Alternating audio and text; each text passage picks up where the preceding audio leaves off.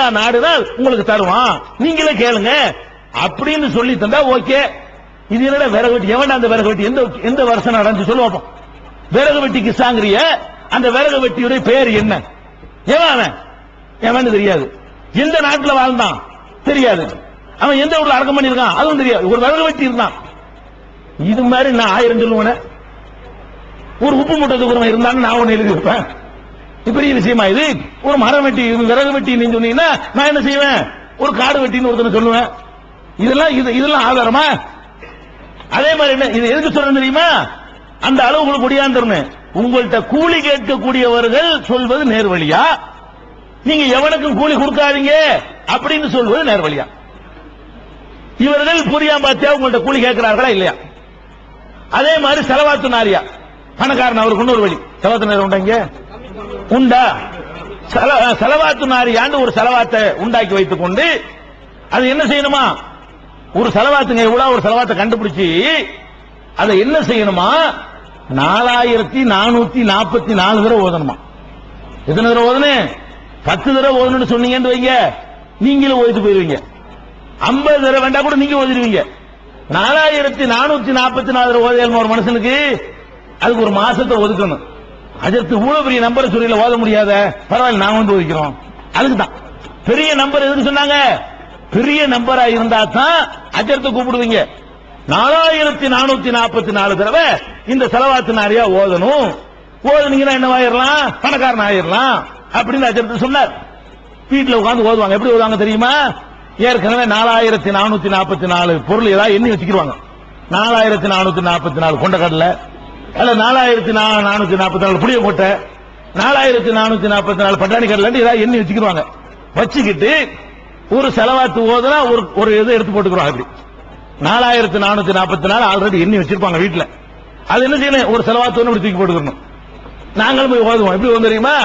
அந்த செலவாத்து அல்லாஹும்ம ஸல்லி ஸலாத்தன் காமிலத்தன் வ ஸல்லிம் ஸலாமன் தாமன் அலா சய்யிதினா முஹம்மதின் அல்லதி தன்ஹல் பிஹில் வகத் வ தன்ஃபர்ஜு பிஹில் குரப் வ துக்லா பிஹில் ஹவாயித் வ துனாலு பிஹில் ரகாயிப் வ ஹுஸ்னுல் ஹவாத்திம் வ இஸ்தஸ்கல் கமாம பிவஜ்ஹில் கரீம் வ அலா ஆலிஹி வ ஸஹ்பிஹி ஃபீ குல்லி லம்ஹத்தின் வ நஃபஸின் பி அததி குல்லி மாலூம் இல்லகி தான் ஒரு செலவாத். ஒண்ணுக்கு இவ்வளவு மூச்சு வாங்குத. 4440 ஓத முடியுமா? எங்களை 10 பேரை கூப்பிட்டுருவீங்க. நாங்களும் ஓதி இருக்கோம். எப்படி ஓதும் தெரியுமா? அல்லாஹும்ம ஸல்லி ஸலாத்தன் காமிலத்தன் ஒண்ணுக்கு 25 தூக்கி போட்டுருவோம். ஒண்ணுதான் ஓதுவோம். அது 25 கொண்டக்கிட்டு போயிடும், 30 போயிடும். வணங்குதா? அதோட செலவாத்து ஒதுக்கிட்டு மட்டும் போட மாட்டோம். பக்கத்தில் உள்ள பேசிக்கிறோம். எவ்வளோட தருவாங்க, பெரிய வீடா தெரியுத, அதுக்கு ஒரு 3 எவ்வளோட தருவாங்கன்னு ஒண்ணு போடுவோம். வீடு பெருசா இருக்குன்னு ஒண்ணு போடுவோம். கஞ்ச பயில் உள்ள இருப்பாங்களோ, நான் இதெல்லாம் சொல்லிக்கிறோங்க. வியாபாரம் தானுங்க, பிசினஸ் தானுங்க. ஏமாந்த வரைக்கும் அடிக்க வேண்டியதானே? தீன இபாதத்தா இருந்தா அது அல்லாஹ் கரெக்டா செய்ய முடியும். இது பின்னாடி கண்டுபிடிச்சது. இந்த செலவாத்து நாரியா என்பது இந்த குர்ஆனில் இருக்கிறது. குர்ஆன்ல எப்படி இருக்கு அந்த செலவாத்து நாரியா? ரசூல் ஸல்லல்லாஹு அலைஹி வஸல்லம் ஓதுனாங்களா? இது ஒரு சீட்டு வந்திருக்கு. ஆடு இறந்து போச்சான், ஒரு ஆடு. அதுக்கு இமாம் வந்து 40ஆம் பாத்தியா ஓதிருக்காரு இந்த ஊர்ல. இந்த ஊர்ல சுப்ஹானல்லாஹ். யார் வழிகேன்னு பாத்துக்கிட்டீங்களா? ஆடு இறந்ததுல கூட அதுக்கு 40ஆம் பாத்தியா ஓதி இருக்கிறாருன்னா அவன் எங்க கொண்டு போயிருக்காரு உங்களை? இது எல்லாம் கண்டிக்கிறதா அஜர்குமார் கோபம். எதனால கோபப்படுறாங்க விளங்குதா? நாங்க வந்து நீங்க நல்ல சொர்க்கத்துக்கு போறதுக்குரிய வழியை உங்களுக்கு சொல்றோம். அவங்க என்னமோ வருமானம் அடிக்குதுன்ற மாதிரி அப்படி பாக்குறாங்க. அப்படி பார்க்க கூடாது. அவங்களும் திருந்தணும். தெரியாம நாங்களும் செஞ்ச ஆளுக்கு தான். நாங்க வெக்கத்தை விட்டு சொல்றோமா இல்லையா? நாங்க ஓதாத மௌலுதா, நாங்க ஓதாத கத்தமா, நாங்க ஓதாத செலவாத்து நாரியாவா, நாங்க ஓதாத புரியாம பாத்தியாவா? எல்லாம் ஓதணும். இரையச்சம் இல்லாமல் ஓதணும். அம்மாடி அல்லாஹ் புடிச்சு நிறுத்தி கேள்வி கேட்டா என்ன பண்றதுன்னு பயம் வந்தவன நாங்க வந்து உடைச்சு சொல்றோம். அது மாதிரி அஜத்து மாதிரி சொல்ல வேண்டியதானங்க. எங்களுக்கு தெரியலங்கிறதுனால எதுக்குறோமா? அப்ப அந்த மாதிரியான பாத்தியாக்களை உண்டாக்கி வைத்திருக்கிறார்கள். அப்ப இதுல எல்லாம் காசு கேட்கிறாங்க. இது அளவுகோல். என்ன கேட்கிறாங்க? இத ஓதுனால் உங்க இடத்துல காசு கேட்கிறார்கள். எதையும் விடுறது இல்ல. புரியாம பாத்தியா வச்சா, செலவாத்து நிறைய வச்சா ஒரு நல்லது. அட உங்க வீட்டுல ஒரு குழந்தை பிறந்து போச்சு, அதுக்கு ஒரு பேரை வைக்கணும். பேரை சொல்லி கூப்பிட வேண்டியான விட மாட்டார். நான் தான் வருவேன். எதுக்கு? உங்களுக்கு புள்ள பிறந்தா பேர் வைக்கிறதுக்கு அவர் தான் வருவாராம். பேரை கொண்டாந்து வைக்கணும். அவர் எடுத்துட்டு வந்து வைக்க போறான பேரை. என்ன பேர் வைக்கிறிய? பேரை சொல்லி கூட வேண்டியானையா? நபிகள் நாயகம் ஸல்லல்லாஹு அலைஹி வஸல்லம் அவர்கள் வீடா போய் பேர் வச்சுட்டு இருந்தாங்களா? திருமறை குர்ஆன்ல அல்லாஹ் என்ன சொல்றான்? ஒரு பெண்மணியை பற்றி அல்லாஹ் சொல்கிறான். யாரு? மரியம். அந்த மரியமுடைய அம்மா இம்ரானுடைய மனைவி அவங்க வந்து மரியம் வயிற்றுல சுமந்து இருக்கிறாங்க. அப்ப அந்த மரியம்ங்கிற குழந்தையை பெற்றெடுத்துறாங்க. பெற்றெடுத்த உடனே என்ன பண்றாங்க தெரியுமா? அந்த காலத்துல ஜக்கரியா நபி அந்த ஊர்ல இருக்கிறாங்க. ஜக்கரியாங்கிற ஒரு நபி புரிய அஜர்த்து அவர் அந்த ஊர்ல இருக்கிறாரு. இந்த மரியமுடைய அம்மா என்ன பண்றாங்க தெரியுமா? இன்னி சம்மை துஹா மரியம், யா அல்லாஹ் என் மகளுக்கு நான் மரியம் என்று பெயர் சூட்டி விட்டேன். யார் பெயர் சூட்டுறா? தாய். தாய் மகளுக்கு பெயரை சூட்டுகிறார்கள். யாரை கூப்பிடல? அஜரத்தை கூப்பிடல, ஜக்கரியா நபியை கூப்பிடவில்லை. உங்களுக்கு ஒரு பிள்ளை பிறந்துருச்சுன்னு சொன்னா ஒரு பிள்ளைக்கு பேரை சொல்லி கூப்பிட வேண்டியானுங்க. ஆம்பளை பிள்ளை பிறந்துருச்சா, எல்லாம் என் பிள்ளைக்கு அப்துல்லான்னு பேர் வச்சுட்டேன், அது பேருக்கு தகுந்த மாதிரி நல்லடியான ஆக்கி வையல்ல அப்படின்னு கேட்டா உள்ளத்துல இருந்து கேட்பீங்க. உங்க பிள்ளை எப்படியான எனக்கு என்ன? உங்க பிள்ளைக்கு பேர் வைக்க என்னை கூப்பிட்டா அவன் கரிசரியா போனா எனக்கு என்ன, அவன் நல்லவனா போனா எனக்கு என்ன, அவன் எப்படி தொலைஞ்சா என்னங்கிற எனக்கு என்ன? ஒண்ணும் கிடையாது. உங்களுக்கு உங்க பிள்ளை அக்கறை இருக்கும். நீங்க என்ன பண்ணணும்? குழந்தை பிறந்து விட்டால் தாயோ தகப்பனோ அல்ல வீட்டுல குடும்பத்தில் உள்ள பெரியவனோ தாத்தாவோ பாட்டியோ, யா அல்லாஹ் என் பேரன் எனக்கு பேரன் பிறந்திருக்கிறான், என் பேரனுக்கு இப்ராஹிம் பேர் வச்சுட்டேன், இப்ராஹிம் நபி மாதிரி நல்லடியார் ஆக்கி வை அல்லாண்டு அல்லாண்டு கேட்டு இப்ராஹிம் கூப்பிடுவியா? அவர் அங்கிருந்து வருவார் பாத்தியான்னு சொல்லி அதுக்கு ஒரு பங்கன் போட்டு அதுக்கு ஒரு விசேஷமான ஏற்பாடுலாம் பண்ணி அதுக்கப்புறம் பேரை வந்து வைக்குவார். இல்லை காசு சரி பேரை வச்சு சேவையா செஞ்சுட்டு போறாரா? சரி நம்ம சமுதாய மக்களுக்கு பேர் வைக்க தெரியல, நம்ம ஒரு சேவை செய்வோம், பொது தொண்டு செய்வோம் அப்படின்னு போவாரா? தவறு. பேர் வச்சா என்னது? நமக்குள்ளது எங்க ஒண்ணு தரலையா? இப்ப பரவாயில்லை, விழிப்புணர்வு காலம். அந்த காலத்துல அந்த காலம் ரொம்பலாம் இல்ல, அநேகமா உங்க காலத்துல இருந்து நினைக்கிறேன். ஒரு 25 வருஷத்துக்கு முன்னாடி பாத்தியாவது அஜித் மாதிரிலாம் போவாங்க. போயிட்டோன்னு அந்த காலத்துல 1,000 ரூபாய் கொடுப்பாங்க, 1,000 ரூபாய் கொடுப்பாங்க. 1,000 ரூபாய் பெரிய காசு. 1,000 ரூபாய் கொடுக்காம 1 ரூபாய் கொடுத்தாங்கன்னு வைங்க, வாங்க மாட்டான். என்ன செய்வார் தெரியுமா அஜரத்து? நான் தமாசுக்கு சொல்லல, துண்டு போட்டிருப்பாரு. அஜரத்துல கண்டிப்பா துண்டு போன அந்த காலத்துல துண்டு ஒண்ணு போட்டிருப்பாரு. துண்டை விரிப்பாரு அஜரத்து. 1,000 ரூபாய் சரியா இல்லையா? துண்டை விரிச்சு வச்சுக்கிறாரு. 1,000 ரூபாய் சரியா இல்லையா? இல்லங்க 1 ரூபாய் வச்சுக்கிறீங்க. பாத்தியா திருப்பி எடுக்கிறானா? ஓதனை பாத்தியா திருப்பி வாங்குறானா? பாத்தியா வைத்தார்ல இப்படியும் பாரு இப்படியும் பாரு எடுத்துட்டு போயிருவேன். என்ன சொல்ற? இப்படி ஏமாத்துறாங்க அந்த காலத்துல. இப்ப எப்படி ஏமாத்த இயலாது? 25 வருஷத்துக்கு முன்னாடி பாத்தியா ஓதி இப்படி 4 நாள் குறைச்சுன்னு சொன்னா இருக்கிற துண்டுல சுருட்டி வச்சுக்கிட்டு நான் எடுத்துட்டு போயிருவேன். பாத்தியாவை 1,000 ரூபாய் கொடு, நீங்க அரண்டு போய் பாத்தியா போயிட்டா என்ன பண்றது? ஒரு கஷ்டப்பட்டு வந்தா காசத்தை வச்சுக்கிறீங்க.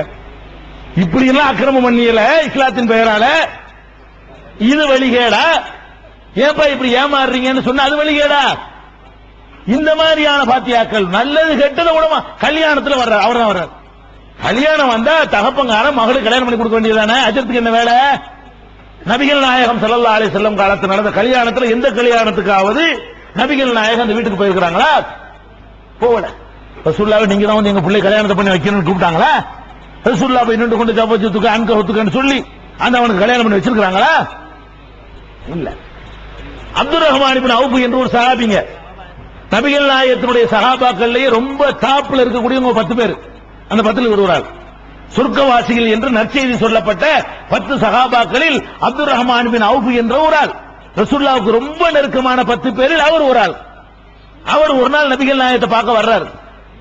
வரும் பொழுது பார்த்தா நல்ல நறுமணம் பூசிக்கிட்டு வர்றார், நல்ல அத்தர் சென்டெல்லாம் அடிச்சுக்கிட்டு வர்றார். இப்ப நபிகள் நாயகம் கேட்கிறாங்க, என்னப்பா வாச மனமா வர்ற, என்ன மேட்டுங்கிறாங்க. சும்மா தானே எப்பவும் இருப்ப, இன்னைக்கு என்ன ஒரு மாதிரியா மினுக்கிட்டு வர்றீங்களா, என்ன மேட்ரு அப்படிங்கிறாங்க. அவர் சொல்றாரு, எனக்கு நேத்து கல்யாணம் ஆயிடுச்சுங்கிறாரு. நேத்து கல்யாணம் ஆன விஷயத்தை யார்கிட்ட சொல்லல? நபிகள் நாயகத்துக்கு சொல்லல, அழைக்கல, கூப்பிடல. இதானங்க இஸ்லாம். அப்ப நபிகள் நாயகத்தை உயிருக்கு மேல அந்த மக்கள் மதிச்சாங்க, கல்யாணத்துக்கு கூப்பிடவில்லை. கல்யாணம் எப்படி நடத்தணும்? அந்த கல்யாணம் இன்றைக்கு அஜர்த்துமார்கள் சொல்லி தந்திருக்கிறார்களா? ஒரு கல்யாணம் அரக்கோணத்தில் நடந்திருக்கா? இப்படி எப்படி பெண்ணை பெற்றவன் அல்ல பெண்ணுடைய அண்ணன் அல்ல பெண்ணுடைய சித்தப்பன் பெண்ணுடைய மாமன் வந்து நின்று கொண்டு என்னுடைய மகளை அவருடைய சம்மதத்தோடு இத்தனை ரூபாய் மகள் உன்னிடத்தில் வாங்கிக் கொண்டு நான் உனக்கு மனமுடித்து தருகிறேன், ஏற்றுக்கொள்கிறாயா அப்படின்னு மாப்பிள்ளைகிட்ட கேட்கணும். இதற்கு நான் ஏற்றுக்கொள்கிறேன் அவர் சொல்லணும். கணவன் மனைவி ஆயிடுவாங்க, அவ்வளவுதான் கல்யாணம். இஸ்லாமிய கல்யாணங்கிறது இவ்வளவுதான். பெண்ணை பெற்றவன் மோளை கட்டி தரேன்னு சொல்லணும், மாப்பிள்ளைக்காரன் அது எஸ்ன்னு சொல்லணும், அவ்வளவுதான். எந்த பாஷையில் வேணாலும் சொல்லலாம், எஸ்ன்னு கூட சொல்லலாம், தப்பு கிடையாது. அது கூட கபில்துன்னு சொல்லுவாங்க, கபில் அரபில பெரிய அரபி பண்டிதர் பாருங்க. சுன்னத்தான முறையில் உள்ள கல்யாணம் இங்கே 4 நடந்திருக்குங்கிறாங்க. அது நம்முடைய தௌஹீத் ஜமாஅத்தினுடைய பிரச்சாரத்தினால் ஏற்பட்ட நன்மை. அது எல்லா இடத்துல நடக்கா? இது இல்ல. என்ன பண்ணிட்டீங்க? கல்யாணம் என்றாலே பயங்கரமான ஒரு விஷயமாக்கி அஜர்த்து வரணும், பந்தல் போடணும், அலங்காரம் பண்ணணும், ஊரை சுத்தி வளைக்கணும், போடணும், இப்படி போடணும் சொல்லி ஒரு கல்யாணம் பண்றதுக்காக வேண்டி குழந்தை பிறந்தவன பட்ஜெட் போடுறான் ஒருத்தன். எப்ப போடுறான்? இன்னைக்கு மகள் பிறந்துட்டா இன்னைக்கே ஒதுக்க ஆரம்பிச்சிடறான். பாதி சம்பாத்தியத்தை மோளுக்கு ஒதுக்கணும், சேர்க்கணும். இது காரணம் என்ன? இல்லாது பொல்லாத எல்லாம் மார்க்கத்தில் கொண்டாந்து திணிச்சு நாசமாக்கி இந்த சமுதாயத்தில் கல்யாணத்தை கஷ்டமாக்கிட்டாங்க. எந்த சமுதாயத்தில் கல்யாணம் கஷ்டமா போச்சோ அங்க விபச்சாரம் லேசாகிவிடும். கல்யாணம் ஈஸியா நடந்தது தப்பு நடக்காது. கல்யாணத்துக்கு பொண்ணு கிடைக்கல, மாப்பிள்ளை கிடைக்கல, 2 பேரும் எடுத்தான போயிருவாங்க. கிடைக்காத முறையில் கிடைச்சாதான் ஒழுங்கா இருப்போம். ஹலாலான முறையில் கிடைக்காட்டி ஹராமுக்கு தானே போவோம். சம்பாரிச்சு வேலைக்கு போய் சோறு கிடைச்சா ஒழுங்கா செய்வோம். எவனு வேலைக்கு தர திருட்டு தானே செய்வான். எவனு வேலைக்கு தர மாட்டாங்கன்னா எதுவும் கிடைக்காட்டி ஹராமுல தானே போவான். அப்ப திருமணம் என்பது எளிதாக இருக்க வேண்டும், கஷ்டமா இருக்க கூடாது. கஷ்டமாக்கி விட்டாங்களே கல்யாணம், அவ்வளவு கஷ்டமாச்சு. இந்த சமுதாயத்தை நாசமாக்கிட்டமே. வரதட்சணை பத்தி அவருக்கு தெளிவா சொல்லிட்டார், நான் உள்ள போக விரும்பவில்லை. கல்யாணத்தில் இந்த அநியாயம் பண்றீங்களா இல்லையா? ஏன் ஒரு பிஸ்கட்டை கொடுத்து கல்யாணம் பண்ணக்கூடாதா? ஒரு டீயை கொடுத்து கல்யாணம் பண்ணக்கூடாதா? ஆட்டு அறுத்து பிரியாணி போட்டதான் கல்யாணமா? கடன் வாங்கி செஞ்சுதான் கல்யாணமா? வட்டிக்கு வாங்கியாவது பெருசா செய்யணுமா? ஊர் ஊரா போய் நோட்டு எடுத்து பிச்சை எடுக்கணுமா? பிச்சை எடுக்கிறீங்களா கல்யாணத்துக்கு? தொழுதுட்டு சும்மா தொழுது வெளியே வர வெக்கமா இருக்குது. எந்திரிச்சு நான் 4 பேர் செஞ்சுக்கலாம். தொழுது சும்மா தொழுது முடிச்ச உடனே அஸ்ஸலாமு அலைக்கும் இன்னும் பயங்கரமா பயான் பண்ண போறான்னு பார்த்தா 4 குமராளி வந்திருக்கிறேன், 4 குமர வச்சிருக்கான். அவரு கல்யாணம் பேசிட்டேன், இப்படி தெருவாள் பிச்சை எடுக்க விட்டுருக்கீங்களே. இதெல்லாம் நீங்களா உண்டாக்குனது, சடங்குனால வந்ததானுங்க. கல்யாணத்துக்கு எங்க இவ்வளவு பெரிய பட்ஜெட்? கல்யாணம் என்பது 100 ரூபாய் போதுங்க. இப்ப இந்த மேடையில் வச்சு கல்யாணம் பண்ண முடியாதா? எந்த செலவும் இல்லாம? ஏதாவது பயான் நடந்தா மேடையில் வச்சு பண்ணிட்டு போயா, 10 காசு செலவு இல்லாம அப்படி சொல்லி விட்டு வந்த. இதுக்காக வேண்டிய எதுக்கு கஷ்டப்படுற, கடன் வாங்குற, வட்டிக்கு வாங்குற? இப்படி லேசாக்கினால் வரதட்சணை கூட ஒளிஞ்சு போயிடும். கல்யாணத்தினுடைய செலவை நீங்கள் குறைத்தீர்களே ஆனால் வரதட்சணை கூட இந்த சமுதாயத்தில் ஈடுபட்டு போய்விடும். அதுலயும் அது பாத்தியாங்கிறார். கல்யாணத்துக்கு பாத்தியா, மூத்தா போன பாத்தியா, எதுக்கு எடுத்தாலும் பாத்தியா, எத்தனை பாத்தியாங்கிறீங்க? கல்யாணம் நான் பார்த்திருக்கிறேன். கல்யாணத்துக்கு வருவார் அஜர்த்து, மாப்பிள்ளை உட்கார்ந்து இருப்பாரு. அந்த மாப்பிள்ளைக்கு என்ன பண்ணுவாங்கன்னா, எங்க ஊர்ல எல்லாம் மாப்பிள்ளையா இருக்கிற அன்னைக்கு சேவ் பண்ணுவாங்க. ஏற்கனவே பண்ணித்தான் இருப்பான். ஊர்ல இந்த நாவிதர் இருப்பார்ல, அவருக்கு முறைப்படி காசு கொடுக்கணும். ஏதாவது அந்த ஊர் அதுக்காக வேண்டி என்ன செய்வாங்க, நாவிதர் வருவாரு, சேவ் பண்ணுவாரு. சேவ் பண்றது எப்படி பண்ணுவாங்க தெரியுமா? பால் இருக்குல்ல, மாட்டுப்பால், அந்த பாலை வச்சு பாலைத்தான் தடவுவா. கண்டது எங்க ஊர்ல உள்ள பழக்கத்தை சொல்றேன், ஊர்ல இல்லையோ இருக்கா? சரி, எல்லாம் உலகம் பூரா ஒரே, தமிழ்நாடு பூரா ஒரே மாதிரி தான் கெட்டு போயிருக்கு. அப்ப பாலை தடவி சேவ் பண்ணுவா. அப்ப அஜித் முகான் பாத்தியா பாரு இருக்கு. தாடி வைக்கிற சுண்ணத்து, அதை வலிக்கிறது அஜித். ஸ்டார்டிங் எப்படி ஆரம்பிக்கிறோம்? தாடி எடுக்கிறதுக்கு அஜித் பாத்தியா பாரு வலிக்கிறது. சுண்ணத்தை கடைப்பிடிக்கிறா உனக்குதான், இதுதான் சுண்ணத்தா. அதுக்கப்புறம் என்ன செய்யறது? அவர் டிரெஸ் எல்லாம் போட்டு, டிரெஸ் சட்டை போடுறதுக்கு பாத்தியா கிடையாது, சட்டை வேட்டி பேண்ட் எல்லாம் போட்டுருவாங்க, கோட்டு மாட்டிக்கிடுவாரு, தொப்பியத்துக்கு அஜித் வைப்பாரு. பாத்தியா இருக்கு. தொப்பியத்துக்கு தலையில வச்சா ஒரு கல்யாணத்துல 100 பாத்தியாங்க. தொப்பியத்துக்கு வச்சா ஒரு பாத்தியா. அவர் மாப்பிள்ளை கிளப்புவா, வாசல்ல வந்து வீட்டுக்கு வெளியில பொண்ணு விட்டு போகணும்ல, வீட்டு வாசல் அல் பாத்தியா. ஊர்வலமா போவாங்க. ஊர்ல உள்ள தர்கா, கொடிமரம், இளவு எல்லாத்தையும் சுத்து போடுறது. அங்கங்க எந்த ஒரு அல்பாத்தியா, கொடிமரத்தை கண்ட ஒரு அல்பாத்தியா, தர்காவை கண்ட ஒரு அல்பாத்தியா, பள்ளிவாசல் கண்ட ஒரு அல்பாத்தியா, அவர் மாமியார் வீட்டு வாசல் அல்பாத்தியா, உள்ள கையேறி படியில ஏறணும் ஒரு அல்பாத்தியா, அதுக்கப்புறம் உள்ள கொண்டு விட்டு அல்பாத்தியா, 2 பேரும் சேர்த்து விட்டு ஒரு அல்பாத்தியா. இப்படின்னு சொல்லி இந்த 4 காசுக்காக வேண்டி 1000 ரூபாய் காசுக்காக வேண்டி மானம் கெட்டு போய் ஒரு 42 பாத்தியா ஓதுறாரு. போய் இப்படி கவர் கேட்கிறார். எது நேர்வழி, எது வழிகேடு? யாரை பார்த்து சொல்றீங்க? டோட்டலா கெடுத்து நாசமாக்கி வச்சிருக்கீங்க. இதுகளை எல்லாம் ஒழிச்சு கட்டுங்க. இஸ்லாம் என்பது புரோகிதத்தை ஒழித்த மார்க்கம். மற்ற மதங்களில் இருப்பதை போல மதகுருமார்களுக்கு இங்கே வேலை இல்லை. பிரச்சாரம் செய்கிற வேலையை தவிர சடங்குகளை நடத்தி வைக்கிற வேலை யாருக்கும் கொடுக்கப்படவில்லை இஸ்லாத்தில். நீங்க வேற மதங்கள் மாதிரி இதை ஆக்குனீங்க காரணத்தினாலதான் வளரல நின்று போச்சு. கூட்டம் கூட்டமாக இந்த மார்க்கத்தில் சேர்ந்தவர்களுடைய எண்ணிக்கை அந்த அளவுக்கு இல்ல, நின்றுச்சு. உங்க அப்பம் பாட்டன் காலத்துல வந்த அளவுக்கு வரலையே. நீங்க உங்களிடமிருந்து அவர்கள் காப்பீடிப்பதற்கு பதிலாக அங்கிருந்து நீங்கள் காப்பீடித்து விட்டீர்கள். இப்படி ஏராளமான அனாச்சாரங்களை உண்டாக்கி இருக்கிறீங்க. ஃபர்ஸ்ட் அளவுகள் வழங்குதா? உங்களிடத்தில் கேட்கிறவர்கள் சரியான வழியில் இருக்கிறார்களா, உங்களிடத்தில் எதையும் கேட்காதவர்கள் சரியான வழியில் இருக்கிறார்களா? இதை விளங்கி கொடுங்க. நேர் வழி எதுன்னு தெரிஞ்சு போயிடும், வழிகேடு எதுன்னு தெரிஞ்சிடும். இவ்வளவு நிறுத்திட்டாங்களா? ஒருத்தனுக்கு வைத்த வழி பாருங்க, அஜத்து மாறு பண்ற வேலை. சுபஹானல்லாஹ். வைத்த வழின்னு ஒருத்தன் போன அஜத்துட்டு போனா இவங்க இருக்கேன், அஜத்துட்டு போன டாக்டர் போக முடியானே. இவன் என்ன செய்யலாம் வழங்காதவன், வைத்த வலிச்சு அஜத்துட்டு போறான். அஜத்து வைத்த வலிக்குது. இவன் என்ன பண்ணனு? மக்கள் அறியாமையில் இருக்கிறாங்க, வேற வேற மார்க்கங்கள் இப்படி ஏமாத்தி வச்சுக்கிறாங்க, நம்ம சரியான வழியை சொல்லிக் கொடுப்போம் அப்படின்னு சொல்ல வேண்டிய அஜித் என்ன பண்றாரு? வைத்த வழியா இது மை போட்டு பாக்குறோம். வெத்திரையில மைய தடவி அல்ல எனக்கு போட்டு மை போட்டு பாப்பாராம். பார்த்துட்டு அந்த புளிய மரத்து பேய், வேப்ப மரத்து பேய் எல்லாம் ஒரு 7 பேய் இப்போ ஒண்ணு மேல இருக்குது. இப்ப அதை விரட்டணும். இப்ப பேய் தான் காரணம். வைத்த வலிக்கு என்ன காரணம்? பேய் தான் காரணம். அஜித் எப்படி விரட்டுறது? அது ஒன்றும் பெரிய விஷயம் கிடையாது. ஒரு தாயத்தை போட்டுக்க, அதுல ஒரு நூறு முடிஞ்சு தரேன் இடுப்புல கட்டிக்க, அல்ல ஒரு தட்டில் நான் எலித்தனை கரைச்சி குடிப்பேன் ஒரு நாளைக்கு. சரி 800 ரூபா கொடுத்துரு. இப்படி செய்றீங்களே, இது இஸ்லாமா? ரசூலுல்லாஹ் உங்களுக்கு என்ன சொல்லி தந்தாங்க? ததாவோ, நோய் வந்தால் வைத்தியம் செய்யுங்கள். இன்னலி குல்லி தாயின் தவாவுன், ஒவ்வொரு நோய்க்கும் மருந்து இருக்கிறன்னு சொன்ன ஒரே ஆன்மீக தலைவர் நபிகள் நாயகம். ஆன்மீக தலைவர்கள் எல்லாம் வைத்தியம் பண்ணாதே, இப்படி சும்மா உட்கார்ந்து கடவுள் விட்ட வழியில் உட்கார்ந்து செத்து நாசமா போனாங்க. நபிகள் நாயகம் என்ன சொன்னாங்க? ததாவோ, மருத்துவம் செய்யுங்கள். இன்னலி குல்லி தாயின் தவாவுன், ஒவ்வொரு நோய்க்கும் மருந்து இருக்கிறது என்று ரசூலுல்லாஹ் சொல்றாங்க. சில பேர் நோயாளிகள் என்று வருவார்களேயானால், அல்லது நோயுற்றார்கள் என்று ரசூலுல்லாஹ் கேள்விப்படுவார்களேயானால், அவங்களை போய் பார்த்து அவங்க முன்னாடி உட்கார்ந்து அவங்களுக்காக ஒரு துவா செஞ்சுட்டு வருவாங்க. அது செஞ்சிருக்காங்க. அது ஹிபில் பாசரப்பன்னா சல்லாஹு மஸ்பி அந்த சாவி லா ஷிஃபா இல்லா ஷிஃபாவுக ஷிஃபா லா யுகாதிரு சகமன் வலா அலமா. இந்த துவாக்களின் தொகுப்புல கூட இந்த துவா இருக்கு, படிச்சுக்கலாம். இந்த துவாவை ஒரு நோயாளியை பார்க்க சென்றால் நபிகள் நாயகம் ஸல்லல்லாஹு அலைஹி வஸல்லம் அவர்கள் ஓதி இருக்கிறார்கள். இதை செய்யி, அல்லது அவருக்கு சொல்லிக் கொடு, இந்த மருத்துவம் பண்ணுப்பா, உன் நோய் போறதுக்கு அல்லாஹ்ட்ட பிரார்த்தனை பண்ணுப்பா அப்படின்னு சொல்லிக் கொடு. இதெல்லாம் மார்க்கத்தில் உள்ளது. இது உள்ளதா? தாயத்து போட்டு 11 ரூபா வாங்குற மார்க்கத்தில் உள்ளதா? தட்டு எழுதி கொடுத்து 101 ரூபா வாங்குறது மார்க்கத்தில் உள்ளதா? எல்லாம் காசு. உங்களுக்கு மார்க்கெட்ல காசு தானா? மார்க்கெட்ல ஒரு வியாபார பொருளா உங்களுக்கு?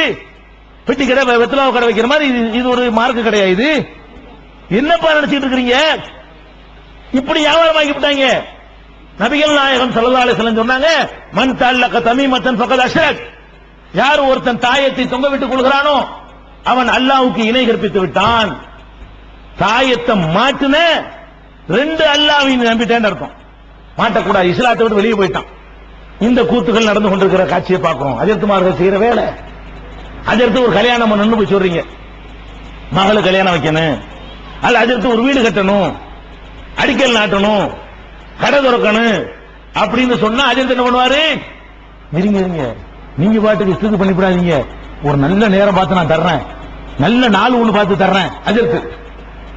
அஜர்த்து என்ன பண்றாரு? நீங்களுமே கேட்கறீங்க இல்லங்க, அஜர்த்து கல்யாணம் பண்ணணும், ஒரு நல்ல நாள் பார்த்து சொல்லுங்க. அவர் நாள் பார்த்து சொல்றாரு. வீடு கட்டுறதுக்கு அவர் தான் நாள் பார்க்கிறாரு. அவருக்கு ஒரு வீடு கட்டிக்கிறது தெரியல, அவர் உங்களுக்கு நாள் பார்க்கிறாரு. அந்த மாதிரி நாள் பார்த்தாங்க. அவர் கடையில வந்து பணக்காரராக்குறதுக்கு வியாபாரத்தை கூட்டுறதுக்கு பார்த்தே போகிறார். இந்த நல்ல நாள் கெட்ட நாள் இஸ்லாத்துல உண்டா? இதெல்லாம் உங்க வியாபாரத்தை உண்டாக்கி இருக்கிறீங்க. நாங்க இஸ்லாத்தை விட்டுருங்க. பொதுவா அறிவுப்படி சிந்திச்சு பார்த்தா நல்ல நாள் என்றோ நல்ல நேரம் என்றோ ஒன்னு இருக்குதா? நல்ல நாள் என்ன என்ன சொல்ல வர்றீங்க? நல்ல நாள்னா அந்த நாளில் எல்லாம் நல்லதா நடக்கணும், அது நல்ல நாள். கெட்ட நாள்னா அந்த நாள்ல எல்லாம் கெட்டதா நடக்கணும். இதான் அளவுகோல்.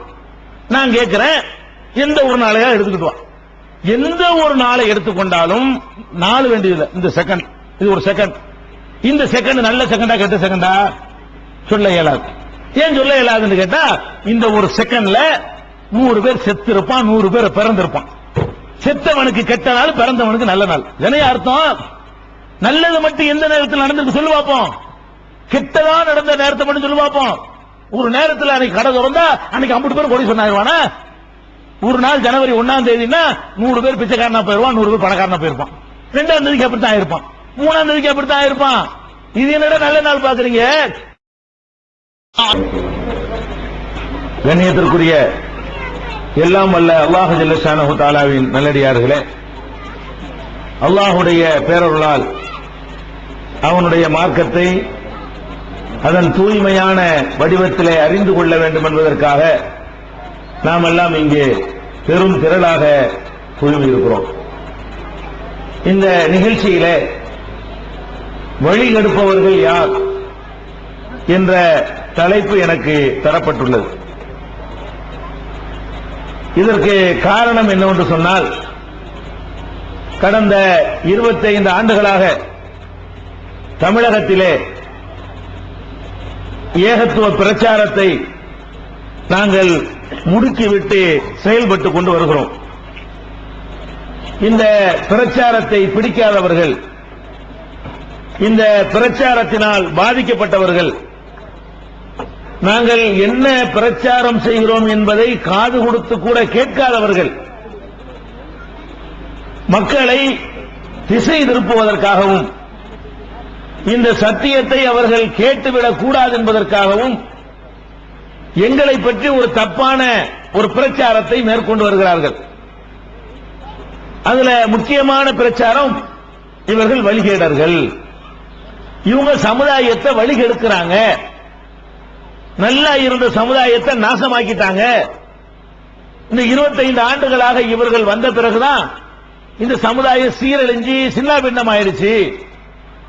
இதுக்கு முன்னாடி எல்லாம் அப்படி பத்தரை மாற்று பசும் பொன்னாக திகழ்ந்தார்கள் அப்படிங்கிற மாதிரி ஒரு பிரச்சாரத்தை மார்க்க அறிஞர்களும் சமுதாயத்திலே முக்கியம் வகிக்கின்ற பிரமுகர்களும் சொல்லிக் கொண்டு வருகிறார்கள். எனவேதான் வழிகெடுப்பவர்கள் யார், நாங்கள் வழிகெடுக்கிறோமா, உங்களை நல்ல வழிக்கு அழைக்கிறோமா என்பதை சொல்ல வேண்டிய நிர்பந்தத்திற்கு எங்களை தள்ளி இருக்கிறார்கள். முதலிலே ஒருவர் சொல்லக்கூடிய செய்தி வழிகேடா நேர்வழியா என்பதை அளந்து பார்ப்பதற்கு அல்லாஹ் ரப்பல் ஆலமீன் திருமறை குர்ஆனில் சில அளவுகோல்களை முன்னால் வைக்கிறான். நான் ஒரு செய்தியை உங்களிடத்தில் சொல்கிறேன், இன்னொரு மார்க்க அறிஞர் வேறொரு செய்தியை சொல்கிறார். இரண்டு பேருமே முரண்பட்ட செய்திகளை உங்கள் முன்னால் வைக்கிறோம். இந்த நேரத்தில் யார் சொல்வது சரி என்பதை சில பேரால் கண்டுபிடிக்க முடியும். எல்லோருக்கும் குர்ஆன் ஹதீஸை பற்றி ஆராய்ச்சி கிடையாது. அவங்களுக்கு எப்படி கண்டுபிடிக்க முடியும்? இவர் அஜர்த்து அவர் அஜர்த்து, இவர் ஒன்னு சொல்றாரு அவர் ஒன்னு சொல்றாரு, இப்படி குழப்புறாங்களே என்றுதான் நீங்கள் நினைப்பீர்கள். அல்லாஹ் என்ன செய்யறான்னு கேட்டா, இப்படி நீங்கள் குழம்ப கூடாது என்பதற்காக உங்களுக்கு முன்ன சின்ன அளவுகோலை வைக்கிறான். என்ன அளவுகோல் தெரியுமா? நபிகள் நாயகம் ஸல்லல்லாஹு அலைஹி வஸல்லம் அவர்களும் அவர்களுக்கு முன்னால் மக்களை நல்வழிப்படுத்துவதற்காக அனுப்பப்பட்ட மற்ற நபிமார்களும் அந்தந்த மக்களிடத்தில் போய் சத்தியத்தை சொல்லும் பொழுது ஒரு விஷயத்தை மக்கள்கிட்ட சொல்றாங்க. என்ன விஷயம் என்றால், லா அஸ்அலுக்கும் அலைஹி அஜ்ரா இன் அஜ்ரிய இல்லா அலல்லாஹ். இதான் நபிமார்கள் தாங்கள் சொல்றது உண்மை என்பதற்கு மக்கள்கிட்ட வச்ச அளவுகோல் இதான். இதுக்கு என்ன அர்த்தம் தெரியுமா? மக்களே, நாங்கள் உங்களிடத்திலே ஒரு மார்க்கத்தை வந்து சொல்கிறோம், இதை சொல்வதற்காக உங்களிடத்தில் நாங்கள் எந்த கூலியும் கேட்கவில்லை. நபிமார்கள் ஒவ்வொருத்தரும் சொன்னாங்க. எப்படி சொன்னாங்க? லா அஸ்அலுக்கும் அலைஹி அஜ்ரா, இதற்காக உங்களிடத்திலே நாங்கள் எந்த கூலியும் கேட்க மாட்டோம். இன் அஜ்ரிய இல்லா அலல்லாஹ், எங்களுடைய கூலி அல்லாஹ்விடத்தில் தான் இருக்கிறது. அல்லாஹ்விடத்திலே கூலிக்காகத்தான் நாங்கள் இங்கே பேசிக் கொண்டிருக்கிறோமே தவிர உங்கள்கிட்ட எந்த கூலியும் நாங்கள் கேட்கவில்லை. இதான் நபிமார்கள் சொன்னார்களாம். எல்லா நபிமார்களும் சொன்னாங்க. அப்ப ஹக்கையும் பாத்திலையும், சத்தியத்தையும் அசத்தியத்தையும் வேறுபடுத்தி காட்டுகிற ஒரு அளவுகோல் என்னவென்று சொன்னால், உங்களிடத்திலே ஒரு செய்தியை ஒருவர் சொல்கிறார், சொன்னதற்காக உங்களிடத்தில் எதையாவது கேட்டால் நீங்க விளங்கிக்கிறீங்க, இது சொல்ற தப்பு. இவர் அல்லாஹ்வுக்காக சொன்னா நம்மள்ட்ட கேட்கிறாரு. ஒரு செய்தியை சொல்லிட்டு உங்கள்ட்ட ஒண்ணு அவர் கேட்கிறேன்னு சொன்னா அது ஒரு சொல்ல சரியா இருக்க வாய்ப்பு இருக்குது. இது முதல் அளவுகோல். அப்ப நான் ஒன்று சொல்றேன், வேற ஒரு உலமா வேற ஒன்று சொல்றாரு என்றால் நீங்கள் குழம்ப வேண்டாம், ரெண்டையும் எடை போட்டு பாருங்கள். இதை திருமறை குர்ஆன்ல யாசீன் என்ற அத்தியாயம், நீங்கள் எல்லாம் இறந்து போனவர்களுக்காக பார்சல் பண்ணி கொண்டிருக்கிறீர்கள்.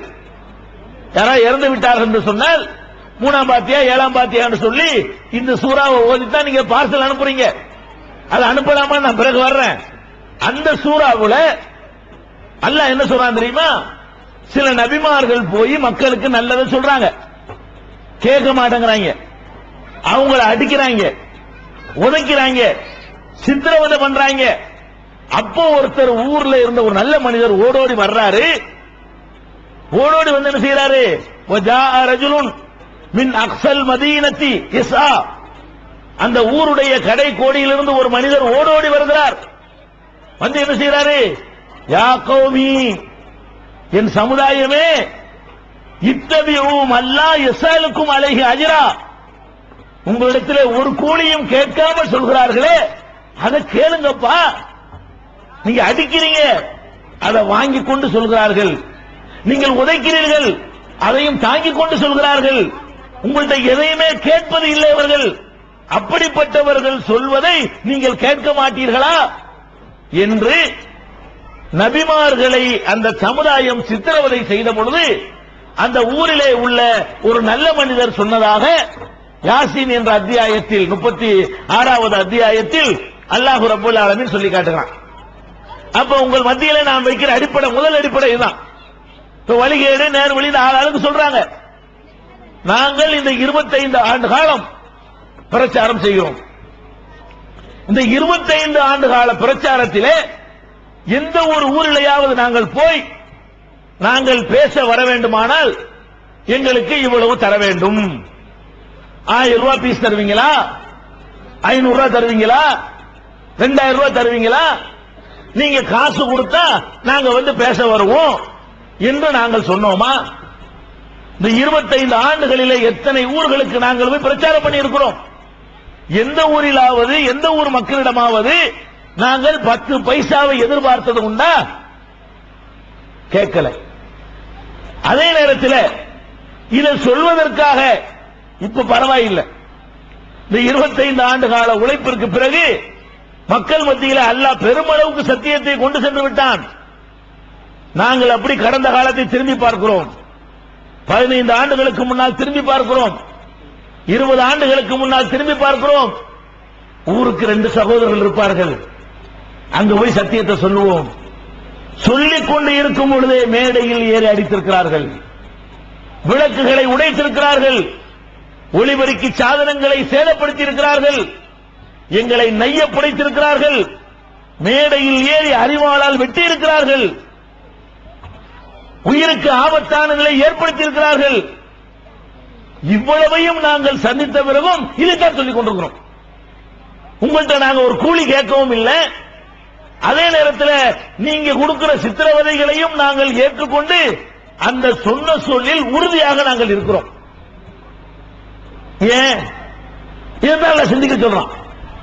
அதே நேரத்தில் இன்னொரு பக்கத்தை நீங்கள் பார்க்க வேண்டும். இந்த பக்கம் அது எங்களை எல்லாம் வழிகேடர்கள் என்று அறிமுகப்படுத்தக்கூடிய, எங்களை எல்லாம் கேடுகட்டவர்கள், உங்களை நாசப்படுத்துவதற்காக நாங்கள் வந்திருக்கிறோம் என்று சொல்லக்கூடிய என்னுடைய உலமா பெருமக்கள் இருக்கிறார்கள். அவர்கள் தான் உங்களை உசுப்பி விடுகிறார்கள். முத்தவள்ளிக்கு என்ன தெரியும்? அவருக்கு ஒண்ணும் தெரியாது, நிர்வாகிகளுக்கு ஒண்ணும் தெரியாது. உங்களை எல்லாம் உசுப்பி விடுற ஆளு, கிளப்பி விடுற ஆளு யாருன்னு பாத்தீங்கன்னா மார்க்க அறிஞர்களாக திகழ்கிறார்களே அவங்க தான் உங்களை கிளப்பி விடுகிறார்கள். அவர்கள் உங்களுக்கு மார்க்கத்தை சொல்கிறார்கள், மார்க்கம் என்று சொல்லுகிறார்கள். மார்க்கம் என்று சில சடங்குகளை, சம்பிரதாயங்களை உங்களுக்கு கற்பித்து தந்திருக்கிறார்கள். அதற்கெல்லாம் உங்களிடத்திலே கூலி கேட்கப்படுகிறதா இல்லையா? நீங்கள் கூலி கொடுத்து வருகிறீர்களா இல்லையா? இதுதான் கேள்வி. என்ன கேள்வி? ரபியுல் அவ்வல் மாதம் வருகிறது. நபிகள் நாயகம் ஸல்லல்லாஹு அலைஹி வஸல்லம் அவர்கள் பிறந்த மாதம் என்று சொல்லிக்கொண்டு இந்த மாதம் பிறந்து விடுமானால் வீடுகள் தோறும் மௌலிது பாடல்கள் படிக்கப்படுகிறது, பள்ளிவாசலிலே படிக்கப்படுகிறது, வீதிகளிலே வைத்து படிக்கப்படுகிறது. அஜர்த்துமார் வந்து படிக்கிறாங்க. இந்த மௌலிதுங்கிற பாட்டு அரபியில் எழுதப்பட்ட இந்த பாடல்களை படிக்கிறார்கள். படித்த பிறகு என்ன நடக்குது? ஒரு மணி நேரம் ஹஜரத் வந்து பாட்டை படிப்பார். யா நபி ஸல்லல்லாஹு அலைஹி யா ரசூல் ஸல்லல்லாஹு அலைஹின்னு அந்த பாட்டை படிப்பார். படித்த பிறகு என்ன செய்யணும்? நீங்க படிச்சுட்டு போயிடுவாரா? போயிட்டு வர்றேன், அல்லாஹ் கூலி தருமா, உங்களுக்கும் கூலி தரட்டும், எனக்கு அல்லாஹ் கூலி தரட்டும் அப்படின்னு போவாரா? கையை நீட்டுவாரா? நீங்க கொடுப்பீங்களா, வெறுங்கையை அனுப்புவீங்களா? கேள்வி இதுதான். அப்ப உங்கள்ட்ட ஒரு மார்க்கம்னு ஒண்ணு சொல்றாரு, இதை செய்யுங்க ஆர்வப்படுத்துறாரு. ஆர்வப்படுத்திட்டு என்ன பண்றாரு? உங்கள்ட்ட காசு கேட்கிறாரு. இதானுங்க அளவுகோல். அது அல்லாஹ்வுக்காக செய்யற ஒரு காரியத்துக்கு மனுஷன் எப்படி காசு கேட்கிறது? இஸ்லாத்துல எந்த ஒரு இபாதத்தையும் எந்த ஒரு வணக்கத்தையும் அல்லாஹ்வுக்காக செய்யணும். அல்லாஹ்வுக்காக செய்றேன் என்று சொல்லி உங்களை வந்து ஆர்வம் ஊட்டுறாரு. இது நல்ல காரியம் என்கிறாரு. இதை செஞ்சா பயங்கரமா உங்களுக்கு நன்மை கிடைக்கும்ங்கிறாரு. அவர் அந்த நன்மை அல்லாஹ் அவர் முதல்ல எதிர்பார்க்கணுமா இல்லையா? அவர் மாத்திரம் நன்மையை உங்கள்கிட்ட எதிர்பார்க்கிறார். அப்ப விளங்குறோம், இது பொய்.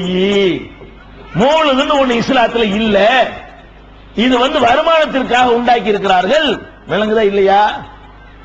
நீங்க ஓதுற மௌலிது இருக்கிறத, ரபியுல் அவ்வல் மாதம் வந்தால் சுப்ஹான மௌலிது ஓதுகிறீர்கள், ரபியுல் ஆகிர் வந்தால் முஹீதீன் மௌலிது ஓதுகிறீர்கள், ஷாஹுல் ஹமீது மௌலிது ஓதுகிறீர்கள், அஜ்மீர் காஜாவுக்கு மௌலிது ஓதுகிறீர்கள், ஹசன் ஹுசைன் மௌலிது ஓதுகிறீர்கள், இன்னும் ஏராளமான மௌலிது பாடல்களை படிக்கிறீர்கள். இதெல்லாம் வியாபாரமாக நடக்கிறதா, இபாதத்தாக நடக்கிறதா? வியாபாரமா நடக்கிறது. வியாபாரத்துக்கு என்ன அளவுகோல்? ஒரு நல்ல வசதியான ஒரு வீட்டில் மௌலிது கூப்பிடுறாங்க, ஒரு 200 ரூபாய் கொடுப்பாங்க. ராத்திரிக்கு இஷாவுக்கு பிறகு ஆரம்பிக்கிற மௌலிது சுபுஹ் வரைக்கும் போகும். இஷாவுக்கு பிறகு அந்த மௌலிது ஆரம்பிப்பார் ஹஜரத். புதுசு புதுசு மெட்டுகள்ல எல்லாம் அந்த பாட்டை எடுத்து விட்டு அப்படி உங்களை எல்லாம் பரவசப்படுத்தி அந்த கச்சேரியை நீடித்து கடைசியா சுபுகளை வந்து முடிப்பார். இது 200 ரூபாய்க்கு. இதுல 100 ரூபாய் கொடுக்கிற இடமா இருந்தால் ஒரு 12 மணிக்கு எல்லாம் கச்சேரி முடிந்து விடும். அதுல 50 ரூபாய் கொடுத்தீர்களே ஆனால் 10 மணிக்கு முடியும். 5 ரூபாய் கொடுத்தீங்க வைங்க, யா நபி ஸல்லல்லாஹு அலைஹி யா ரசூல் ஸல்லல்லாஹு அலைஹி ஹபீப் ஸல்லல்லாஹு அலைஹி தான் அரை மணி நேரத்தில் முடிஞ்சு வரும் கச்சேரி. அப்ப நான் எதுக்கு என்ன எதை சொல்ல வர்றேன் வழங்குதா உங்களுக்கு? மார்க்கம் என்று சொன்னால் ஒன்று ஹக்கு பாத்திலு சத்தியம் அசத்தியம் என்று வேறுபடுத்துவதாக இருந்தால் உங்கள்கிட்ட எதையாவது எதிர்பார்க்கிறவன் சரியா சொல்லுவானா? எதையும் எதிர்பார்க்காதவன் சரியா சொல்லுவானா? நீங்க இதை நாங்கள் சொல்வதனால் எங்களுக்கு என்ன தந்து விட்டீர்கள்? உங்கள்ட்ட நாங்கள் என்னத்தை பெற்றோம்? ஒண்ணு கிடையாது. அங்க நன்மை கிடைக்கும் கத்துறோம், வேற என்ன? இதை நாங்கள் சொன்னால் சரியான மார்க்கத்தை மக்கள்கிட்ட எடுத்து சொன்னால் நபிமார்களுக்கு அல்லாஹ் எப்படி நன்மையை தருவானோ அங்க எங்களுடைய தரஜாக்களை அதிகப்படுத்திக் கொள்வதற்கு தான் இங்க வந்து கத்துறமே தவிர உங்கள்கிட்ட நாங்கள் எதையும் எதிர்பார்த்து கத்தவில்லை. எங்களுக்கு எந்த எதிர்பார்ப்பும் உங்களிடமிருந்து கிடையாது. இந்த மௌலிது என்று சொல்லக்கூடிய எல்லாத்தையும் நான் சொல்ல வர்றேன். ஏன் எதிர்க்கிறார்கள் என்பது வழங்கிடுவீங்க. எது வழிகேடு? காசுக்கு சொன்னா நேர் வழி, காசு இல்லாம அல்லாஹ்வுக்காக சொன்னா வழிகேடா? யார வழிகேடுங்கிறீங்க? வியாபாரமாக்குனது வழிகேடா? தூய எண்ணத்தோடு அல்லாஹ்வுடைய திருப்திக்காக சொல்வதற்கு பெயர் வழிகேடா? இது சாதாரண பெரிய ஆராய்ச்சி பண்ணணும் இது வழங்குறதுக்கு. கொஞ்சோண்டு மூளை இருந்தா வழங்காதா? எப்படி எங்களை வழிகேடு நீங்க சொல்றீங்க? அப்ப இந்த மௌலிதுங்கிறது என்ன?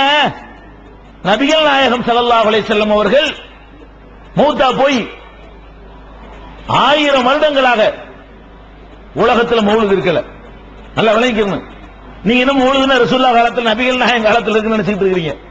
நபிகள் நாயகம் காலத்தில் மௌலிது இல்லை. முதலாவது நூற்றாண்டில் மௌலிது இல்லை.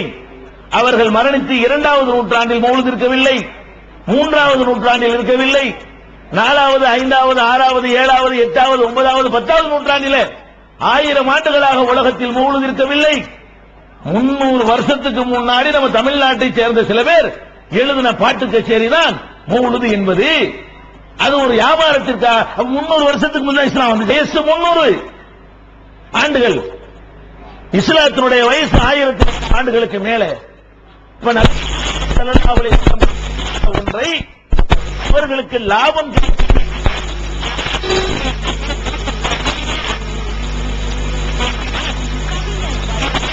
மக்கள் இது குர்ஆன்ல இருந்து ஆதாரத்தை காட்டி இந்த மாதிரி நபிகள் நாயகம்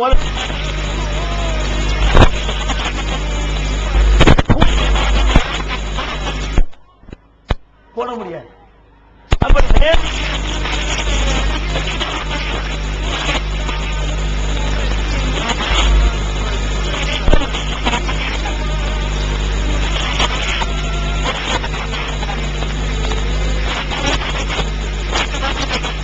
அந்த குடும்பத்தாட்ட போய் என்ன பண்றாருன்னு கேட்டா, அன்னைக்கு ஒரு செலவில் துவைக்கிறாரு, 3ஆம் பாத்தியாண்டு ஒரு செலவில் துவைக்கிறாரு, 7ஆம் பாத்தியாண்டு ஒரு செலவில் துவைக்கிறாரு, 40ஆம் பாத்தியாண்டு செலவில் துவைக்கிறாரு, 6 மாசம் கழிச்சு அதுக்கு ஒரு பாத்தியாங்கிறாரு, 1 வருஷம் ஆயிடுச்சுன்னா அதுக்கு ஒரு பாத்தியாங்கிறாரு.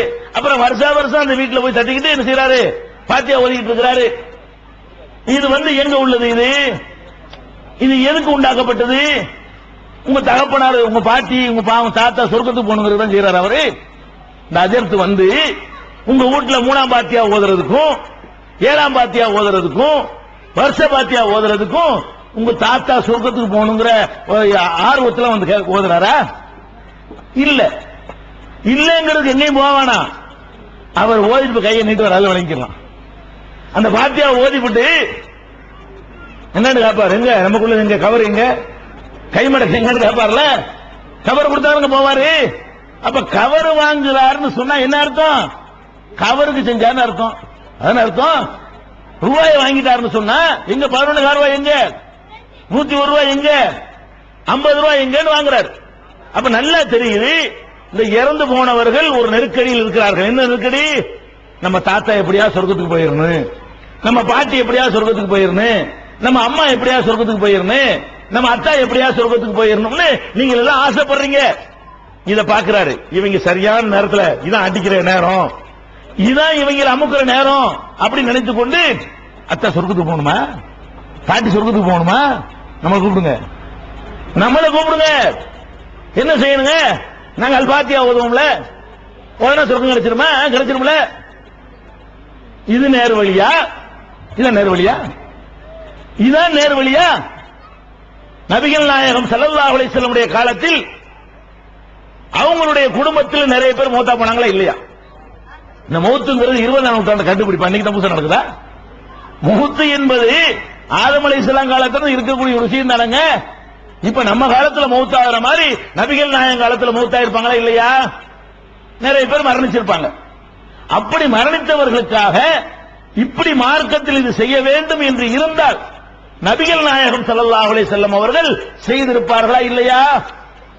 நபிகள் நாயகத்துடைய மனைவி கதீஜா நபிகள் நாயகத்துக்கு முந்தி மூத்தா போனாங்களா, பிந்தி மூத்தா போனாங்களாங்க? முந்தி. அப்ப நபிகள் நாயகத்துடைய மனைவி கதீஜா அவங்க நபிகள் நாயகம் இந்த உலகத்துல வாழும் போதே மூத்தா போயிட்டாங்க. அப்ப இஸ்லாத்துல 3, 7, 40 வருஷம் பாத்தியா இருந்தா அத நபிகள் நாயகம் மனைவிக்கா ஓதிருப்பாங்கல்ல. என் மனைவி மூத்தாகி விட்டார்கள், அவர்களுக்காக நான் 3ஆம் பாத்தியா ஓதுறேன், எல்லாரும் வாங்க, நான் 7 ஓத போறேன் வாங்க, நான் 40 ஓத போறேன் வாங்க, ஓதுனாங்களா? நபிகள் நாயகத்துடைய 2வது மகள் ருக்கையா, நபிகள் நாயகத்துடைய 4 பொம்பளை பிள்ளைகள் எல்லாம் கொடுத்தான். அதுல 2வது மகளுடைய பெயர் ருக்கையா. ருக்கையா அவர்கள் நபிகள் நாயகம் உசுரோடு இருக்கும்போது மூத்தா போயிட்டாங்க. ருக்கையாங்கிறவங்க நபிகள் நாயகம் ஸல்லல்லாஹு அலைஹி வஸல்லம் இந்த உலகத்தில் வாழும் பொழுது அவங்களுடைய 2வது மகள் மூத்தா போயிட்டாங்க. அந்த மகளுக்காக ஓதுனாங்களா? நபிகள் நாயகத்துக்கு ஒரு ஆம்பளை பிள்ளை எல்லாம் கொடுத்தான், இப்ராஹிம். அவர் சின்ன வயசுல மூத்தா போயிட்டாரு, அவருக்காக ரசூலுல்லாஹ் ஓதுனாங்களா? நபிகள் நாயகம் உசுரோடு இருக்கும்போது அவங்க சின்னவாப்பா சின்னத்தா ஹம்சா அவர் கொல்லப்பட்டார், ஓது போறல, அவருக்காண்டி ஓதுனாங்களா?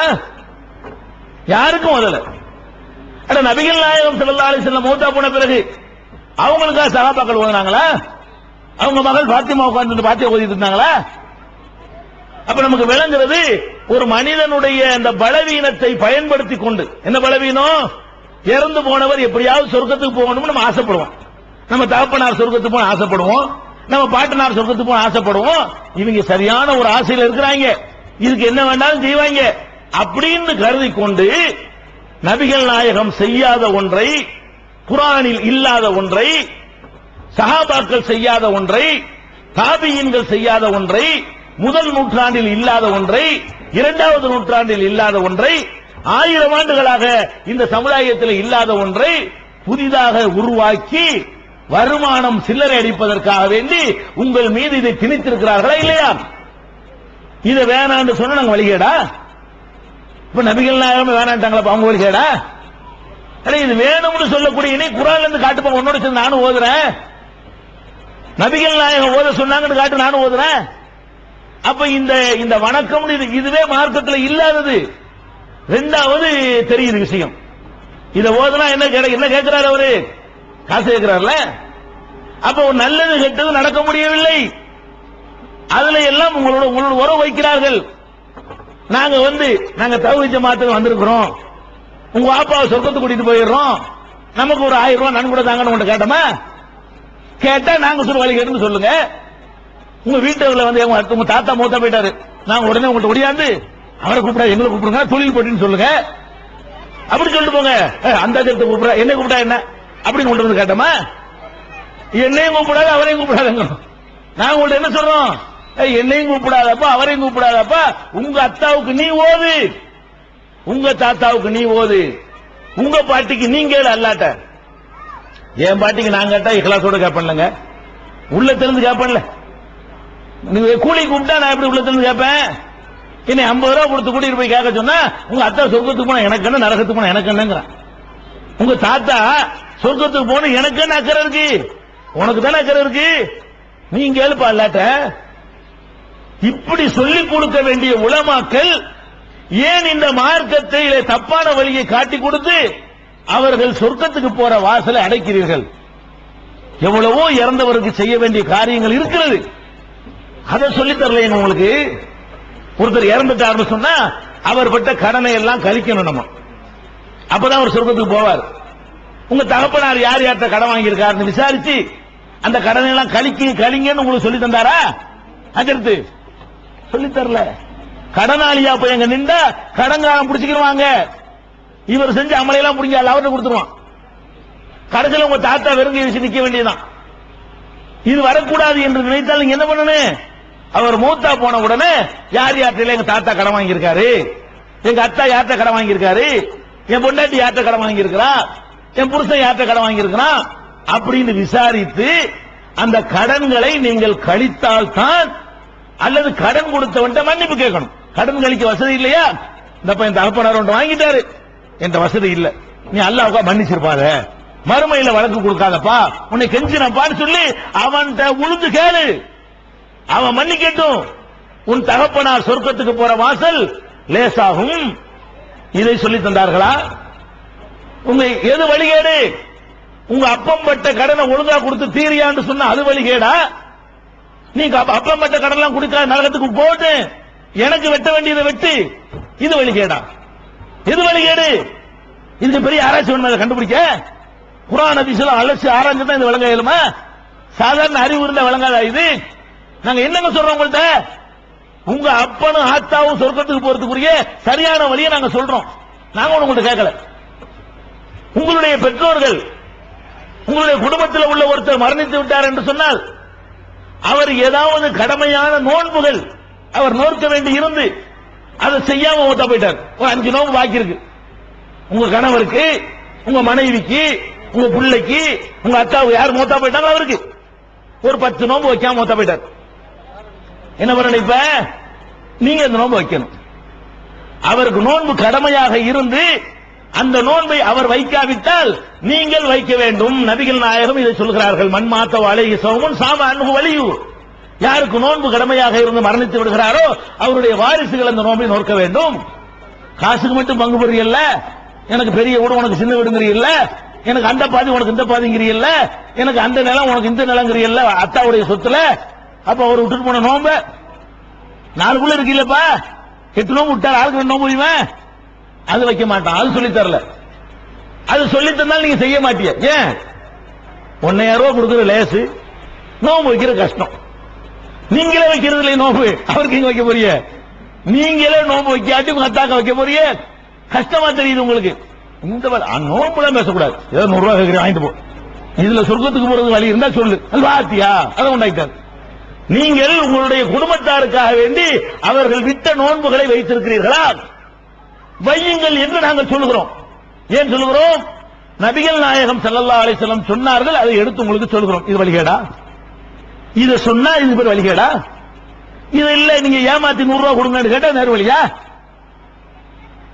சொல்லுவாங்க பழமொழி, ஈயத்தை பார்த்து இழித்ததான் பித்தாளையுமாங்க. ஈயத்தை பார்த்து பித்தளை இழிக்கலாமா? இல்லைங்களையோ, இழிக்கிறத சிரிக்கிறதுங்க. சிரிக்கிறதா இருந்தா பல்லு வெள்ளையா இருந்தா தான் சிரிக்கணும். பல்லு மஞ்சளா இருக்கணும் பார்த்து சிரிக்கலுமா? பித்தளைனா மஞ்சள், அவங்களா வெள்ளைங்கிற வெள்ளைன்னு இருக்கும். நீ என்ன ஈயத்தை பார்த்து பித்தளை சிரிக்கலாமா? நாங்க பளிரென்று பிரகாசிக்கிறோம், பெருமைக்காக சொல்லவில்லை. நாங்கள் சொல்ற கொள்கையால் பிரகாசிக்கிறோம், நாங்கள் சொல்ற சிந்தனையில் பிரகாசிக்கிறோம், நாங்கள் சொல்ற கருத்தில் தெளிவாக இருக்கிறோம். இது பளிரென்று ரசூல் ஸல்லல்லாஹு அலைஹி வஸல்லம் சொன்னாங்களே, நான் உங்களை வெள்ளை வெளேர் என்ற பாதையில் விட்டு செல்கிறேன், தரத்துக்கும் அலல் மஹஜத்தில் பைலா, வெள்ளை வெளேர் என்ற பார்வையில் உங்களை விட்டு செல்கிறேன்றாங்களே, அந்த பாதையில் உங்களை விடுவதற்கு நாங்கள் முயற்சி பண்ணுகிறோம். நீங்க என்ன பண்றீங்க? இத வழிகேடுங்கிறீங்க. உலமாக்களே, நிர்வாகிகளே, தப்லீக் பெரியவர்களே, எது வழிகேடு? உங்களுடைய தாய் தகப்பன்மார்கள் சொர்க்கத்துக்கு போவதற்கு சரியான பாதையை சொன்னால் வழிகேடா? அல்லாஹ்வுக்கு பயந்து கொள்ளுங்கள், மறுமையில் வழக்கு இருக்கிறது. உங்களுடைய தப்லீக் உங்களை காப்பாற்றாது. மறுமையில் அல்லாஹ் முன்னிலையில் உங்களுக்கு எதிராக ஒரு வழக்கு எங்களுக்கு இருக்கிறது. அங்க பாத்துக்கிறோம். நாங்க ஒழுங்காக சிந்தித்து எது சரி அதை ஏற்றுக்கொள்ளுங்கள். அடுத்து என்ன பண்றீங்க? இந்த இறந்து போனவருக்காக செய்ய வேண்டிய காரியம், ஹஜ் கடமையா இருக்கு இறந்தவருக்கு. அந்த ஹஜ் கடமை நம்ம செய்யணும். நம்ம தகப்பனாரு நல்ல வசதியா இருந்தாரு, ஹஜ் செய்யற அளவுக்கு கடமை இருந்துச்சு அவருக்கு, ஆனா செய்யாம மௌத்தா போயிட்டாரு. அதை போய் நீ செய்யி. இது நபிகள் நாயகம் காட்டி தந்த வழி. ஒரு அம்மா வந்து கேட்கிறாங்க, அல்லாஹ்வுடைய தூதரே, என் தாயார் ஹஜ் கடமையா இருந்து மௌத்தாகி விட்டார், அது செய்யல, நான் செய்யலாமா? நபிகள் நாயகம் ஸல்லல்லாஹு அலைஹி வஸல்லம் சொல்றாங்க, அல்லாஹ்வுடைய கடன் நிறைவேற்றுவதற்கு அதிக தகுதி வாய்ந்தது. மனுஷன் கடன் நிறைவேற்றுவது அல்லாஹ் கடன் போய் கொடுமா, அதை போய் செய்ய போய் அப்படிங்கிறாங்க. அப்ப உங்க தகப்பனார் கடன் பட்டு ஹஜ் கடமையா கடமை இல்லாட்டி செய்ய தேவையில்லை. உங்க தகப்பனாரே கஞ்சிக்கு லாட்டி அடிச்சா நீங்க ஹஜ் செய்ய வேண்டாம். உங்க தகப்பனார் நல்லா இருந்து ஹஜ் கடமையா இருந்து அவர் செய்யாமல் மௌத்தா போய் இருந்தாரேயானால், அல்லாஹ் உங்களுக்கு வசதியை தந்திருந்தானேயானால் அந்த ஹஜ்ஜை நீங்க செய்யுங்கன்னு நாங்க சொல்லி தர்றோம். ஏன் சொல்லி தர்றோம்? நீங்க போய் உங்க அத்தாவுக்கு ஹஜ் செஞ்சா எங்களுக்கு என்ன லாபம்? ஒண்ணும் கிடையாது. உங்க அத்தா விட்ட நோம்ப நீங்க வச்சா எங்களுக்கு என்ன லாபம்? ஒண்ணும் கிடையாது. உங்க அத்தாக்கு லாபம், உங்க அத்தாக்கு லாபம்னா உங்களுக்கு லாபம். உங்களுக்கு மறுமையில் லாபத்துக்கு வழி சொல்லி தந்தா எங்களை போய் வழி என்ன எங்க போய் ஒட்டிக்கிறதுங்க? கொஞ்சமாச்சு மனசாட்சி இருந்தா அப்படி சொல்லுவீங்களா? கொஞ்சமாச்சு இறையச்சை இருந்தா அந்த வார்த்தை யூஸ் பண்ணுவீங்களா? யாருக்கு யார் யூஸ் பண்ண வேணாமா? அதே மாதிரி நபிகள் நாயகம் ஸல்லல்லாஹு அலைஹி வஸல்லம் சொல்றாங்க, இறந்தவருக்காக பயன் தரக்கூடியதாக இருந்தால் பிள்ளைகள் செய்கிற துவா அல்லாஹ்விடத்தில் ஏற்றுக்கொள்ளப்படும். எங்க வாப்பா மௌத்தாயிட்டாருன்னு சொன்னா நான் அவருக்காக கேட்கணும். கூலிக்கு ஆள் பிடிச்சு கேட்கிற துவா அல்ல, பெத்த பிள்ளை அப்பனை கேட்கிற துவா. நாங்கள் எத்தனை வீடுகளில் பார்த்திருக்கிறோம், அந்த கூலிக்கு அதிர்த்த கூட்டு வருவீங்க, அவர்கள் பாத்தியா பாரு, பாத்தியா ஓதும் போது இவன் வெளியே பீடி குடிச்சு நிற்பான். யாரு? பெத்த பிள்ளை. இவர்கள் பாத்தியான்னு ஓதிக்கிட்டு இருப்பாரு. அப்பனுக்கு செய்யற நன்றிகள் என்னன்னு கேட்டா அவருக்கு 101 ரூபாய் கொடுப்பான். அப்பனுக்கு நன்றி செலுத்துறாரு, சொர்க்கத்துக்கு போறதுக்கு புகையை விட்டு சொர்க்கத்துக்கு அனுப்பி கொண்டிருக்கிறார். அட பாவிகளா, 5 வேளை தொழுது அல்லாட்ட உங்க அத்தாவை கேட்க மாட்டீங்களா? நேரம் கிடைக்கும் போது உங்க தாத்தாவுக்கு பிரார்த்தனை பண்ண மாட்டீங்களா? உங்க அம்மாவுக்கா வளர்த்து ஆளாக்கி இவ்வளவு கஷ்டப்பட்டு உங்களை உருவாக்குவதற்கு எவ்வளவு சிரமப்பட்டிருப்பாங்க. அவங்க சொர்க்கத்துக்கு போகணும் என்பதற்காக வேண்டி அழுது புலம்பி அல்லாஹ்விடத்தில் கேட்டிருக்கிறீர்களா? நீங்கள் உங்களுடைய குடும்பத்தாருக்கு கேளுங்கள் என்று சொல்லி தந்தார்களா? இல்ல. எப்படி சொல்லி தந்தாங்க? அரபில தான் கேட்கணும்ட்டாங்க. அல்லாஹ்வுக்கு அரபி தான் தெரியுமா? உனக்கு அரபி தெரியாம இருக்கலாம்ப்பா, அல்லாஹ்வுக்கு தமிழ் தெரியாதா? தமிழ்ல கேட்டவன மொழிபெயர்ப்பாளர் கூட்டு வந்து நல்லா சொல்லுவானா? அல்லாஹ் எங்க அப்பனை மன்னிச்சிரு, இதனோட புது பாஷை எனக்கு தெரியாத பாஷையில கேட்கிறமானா? அல்லாஹ்விடத்துல போய் எந்த பாஷையில வேண்டாலும் கேளு. தொழுகை நோன்பு என்ற சில வணக்கங்களுக்கு சில திக்ர்கள் இருக்கு, அப்படி சொல்ல வேண்டும், அதை மொழிபெயர்க்க கூடாது. துவாக்களை நீ உனக்கு தெரிஞ்ச பாஷையில கேட்க வேண்டியானப்பா? கேட்க சொல்லி தந்திருந்தார்களே, ஆனால் நீங்கள் அழுது தூங்கும் போது எந்திரிக்கும் போது நேரம் கிடைக்கும் பொழுதெல்லாம் உங்களுடைய பெற்றோருக்காக அல்லாஹ்விடத்தில் கேட்டிருப்பீங்களே, கேட்டா அவருடைய தரஜா கூடி இருக்குமே. எத்தனை பேருடைய தகப்பன்மார்கள் மறுமையில வெற்றி பெறுவதற்கான வாசலை இந்த உலமாக்கள் இருக அடைத்து விட்டார்கள். எங்க அத்தாவுக்கு சொல்லி கொடுத்திருந்தா அவர் அத்தாவுக்கு செஞ்சிருப்பார்ல. எங்க அத்தா அவர் அத்தாவுக்கு செய்யாத நாங்கள் எங்க அத்தாவுக்கு செய்யறோம். நாங்கள் எங்க அத்தாவுக்கு துவா செய்யறோம். என் தகப்பனாருக்கு நான் பிரார்த்தனை பண்றேன். ஏன் தகப்பனார் அவர் தகப்பனாருக்கு செய்யல? ஏன் செய்யல? சொல்லிக் கொடுக்கல. எப்படி வழி கெடுத்து விட்டு எங்களை வழி கெடுக்கிறீங்களா? வழி கெடுத்து நாசமாக்கலாம் நீங்க, நாங்க வழி கெடுத்தோமா? வழி கெடுத்து எங்களுக்கு பட்டாங்க சுமத்துறீங்க. அதே மாதிரி உங்களுடைய பெற்றோர்களுக்கு நீங்கள் செய்ய வேண்டிய கடமை என்ன தெரியுமா? துவாக்கள் செய்வதோடு தான தர்மங்களை அள்ளி கொடுத்துட்டே இருங்க. அல்லாஹ் தர்றானா ஒரு 10% ஒதுக்கு. இதை எங்க அப்பனுடைய நன்மைக்கு நான் செலவு செய்வேன். ஒரு கிணறு வெட்டி போடு, தண்ணி பஞ்சமா ஒரு அடி பைப்பை போட்டு கொடு. யாரெல்லாம் அதுல அடிச்சு தண்ணி குடிப்பானோ யாரெல்லாம் அந்த நன்மை எங்க அத்தாவுக்கு சேர்த்து வை கேட்கலாம். சேரும். ஒரு கிணறு வெட்டி போடு, ஒரு ஊரணியை தூர எடுத்து போடு. குடிக்க தண்ணி எல்லாம் மக்கள் கஷ்டப்படுதா, அது செஞ்சு வை. பஸ் காத்திருக்கிற மக்களுக்கு நிழல் கூட இல்லையா, இப்படி ஒண்ணு அமைச்சு வை. எல்லாம் மக்கள் கஷ்டப்படுறாங்க, இந்த நான் நிழல் அமைச்சிருக்கிறேன், இதனுடைய நன்மை எங்க அத்தாவுக்கு கொடுத்துருன்னு கேளு. இதை சொல்லி தந்தார்களா? செஞ்சீங்களா இது மாதிரி ஏதாவது காரியம்? உங்களுடைய பெற்றோருக்கு பறி கொடுத்த பெற்றோர் யாரோ?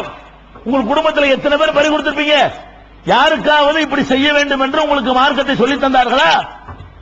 நபிகள் நாயகம் இதையெல்லாம் செய்ய சொன்னார்கள். எதை சொல்லி தந்திருக்கிறாங்க?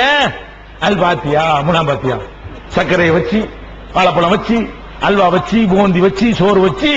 சில ஊர்கள்ல அவன் என்னென்னலாம் யூஸ் பண்ணான்னு அதெல்லாம் வைப்பாங்க, சுருட்டுலாம் வைப்பாங்க. நாங்கெல்லாம் அந்த காலத்தில் ஓதுன ஆளுக்கு தான் பாத்தியாக்கள்.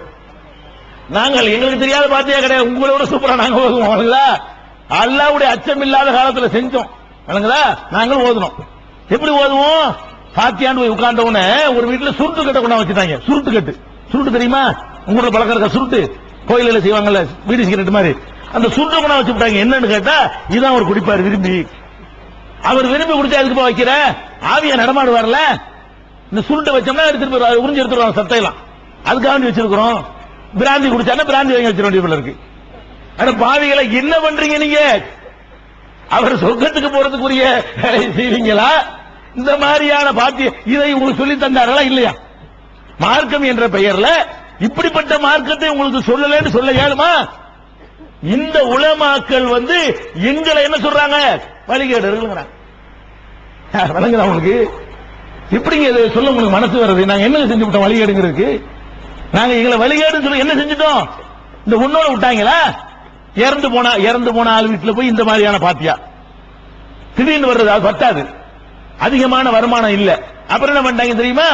மாசத்துக்கு ஒரு பாத்தியா, ஒவ்வொரு காரணத்துக்கு ஒரு பாத்தியா, புது புது மாதிரியான ஒரு ட்ரெண்டை உண்டாக்கி பல வெரைட்டி. ஏழை ஒரு எல்லா மனுஷனும் காசு தான் விழுந்துருவான் பாருங்களேன். எல்லா மனுஷன் உள்ள பலவீனம் என்ன?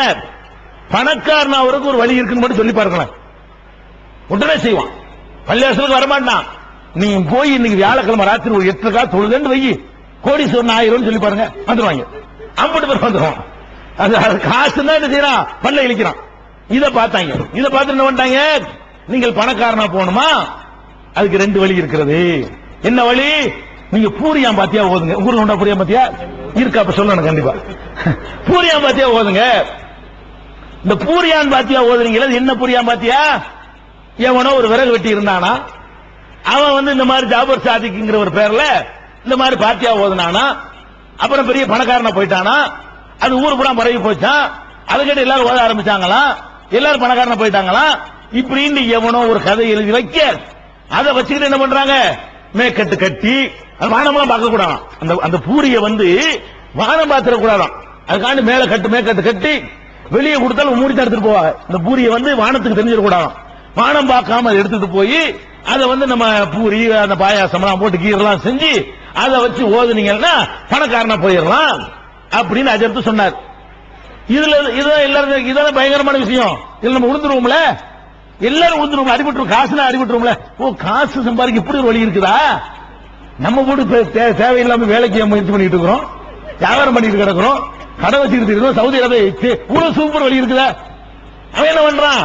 வாங்க கண்ண வாங்கி அடிச்சு பூரியாம்பாத்தியா ஓது. நான் கேட்கிறேன், இந்த பூரியாம்பாத்தியா ஓதிக்கிட்டு இருக்கு 100 வருஷமா ஓதுறீங்களே, பூரியாம்பாத்தியா ஓதி எத்தனை பணக்காரனா போயிட்டான்? அடே, சவுதி அரேபியாவில் எல்லா பேரும் பணக்காரனா இருக்கானே, அவன் பூரியாம்பாத்தியா தான் ஓதுனானா? இந்த பூரியாம்பாத்தியா ஓதுங்கிற கிதாபு வேணா எடுத்துட்டு போவோம் சவுதிக்கு, தூக்கி கடை சிறப்பு போட்டு மிதிப்பாங்க கீழே. என்னடா இது என்னடா கொண்டு வந்திருக்கீங்க அப்படின்றாங்க.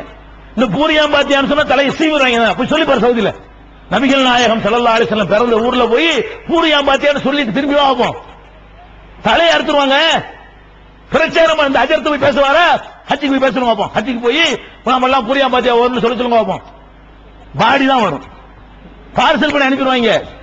அந்த நாட்டில் இந்த பிராடுக்கு மார்க்கத்தில் இல்லாத ஒண்ணு சொன்னா தூக்கி கடாசிடுவாங்க.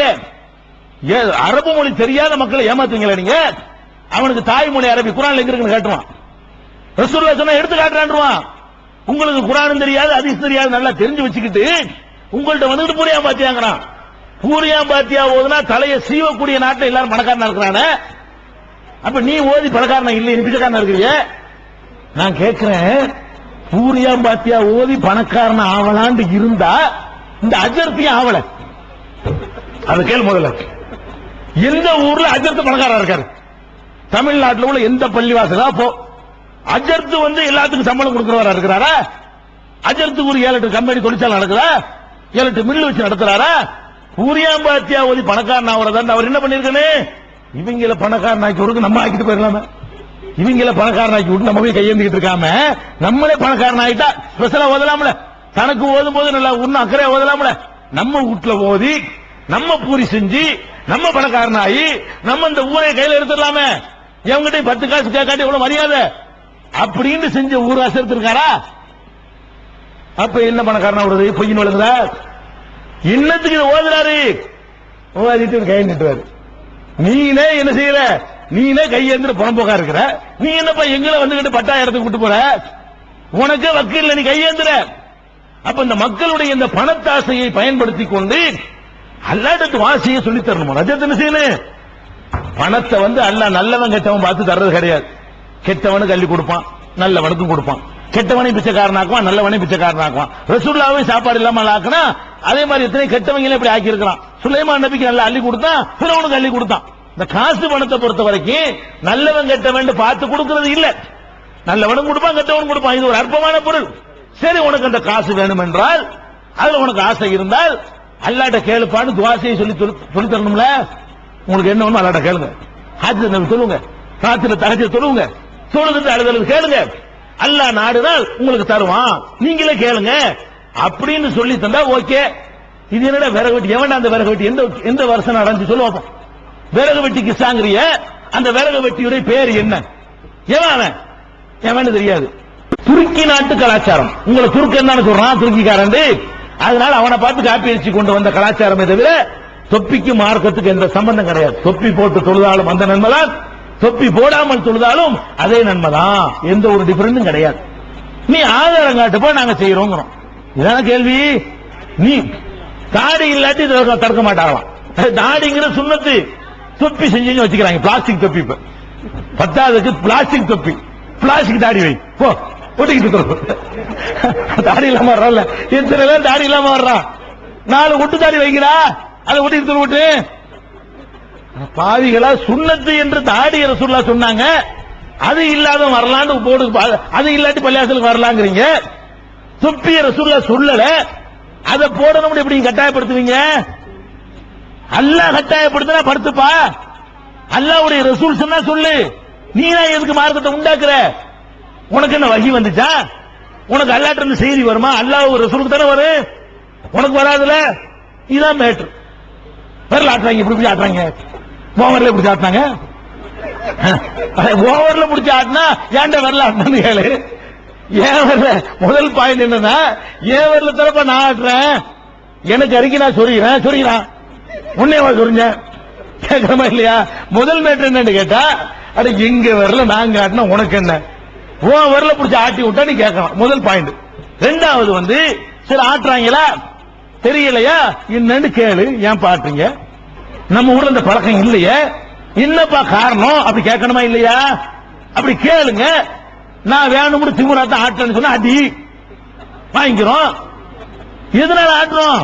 திமுருக்கு ஆட்டுறோம், உன்னை கிண்டல் பண்றதுக்கு ஆட்டுறோம் இல்ல. நாங்க ரசூல் ஸல்லல்லாஹு அலைஹி வஸல்லம் எப்படி தொழுதார்கள் தேடி பார்க்கிறோம். தேடி பார்க்கும் பொழுது நீங்க செய்யற மாதிரி ரசூலுல்லாஹ் செய்யல. நீங்க என்ன செய்றீங்க? உங்களை ஷாஃபின்னு சொல்லிக்கிறீங்க அல்லது ஹனபின்னு சொல்லிக்கிறீங்க.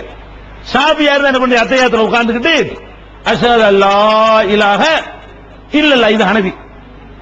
ஹனபியா என்ன பண்றீங்க? அஷ்ஹது அல்லா இலாஹ நீட்டி இல்லல்லாஹ் கீழே போடுறீங்க அத்தையாத்து ஓதும்போது. இப்படி தானே செய்றீங்க ஹனபிகள்.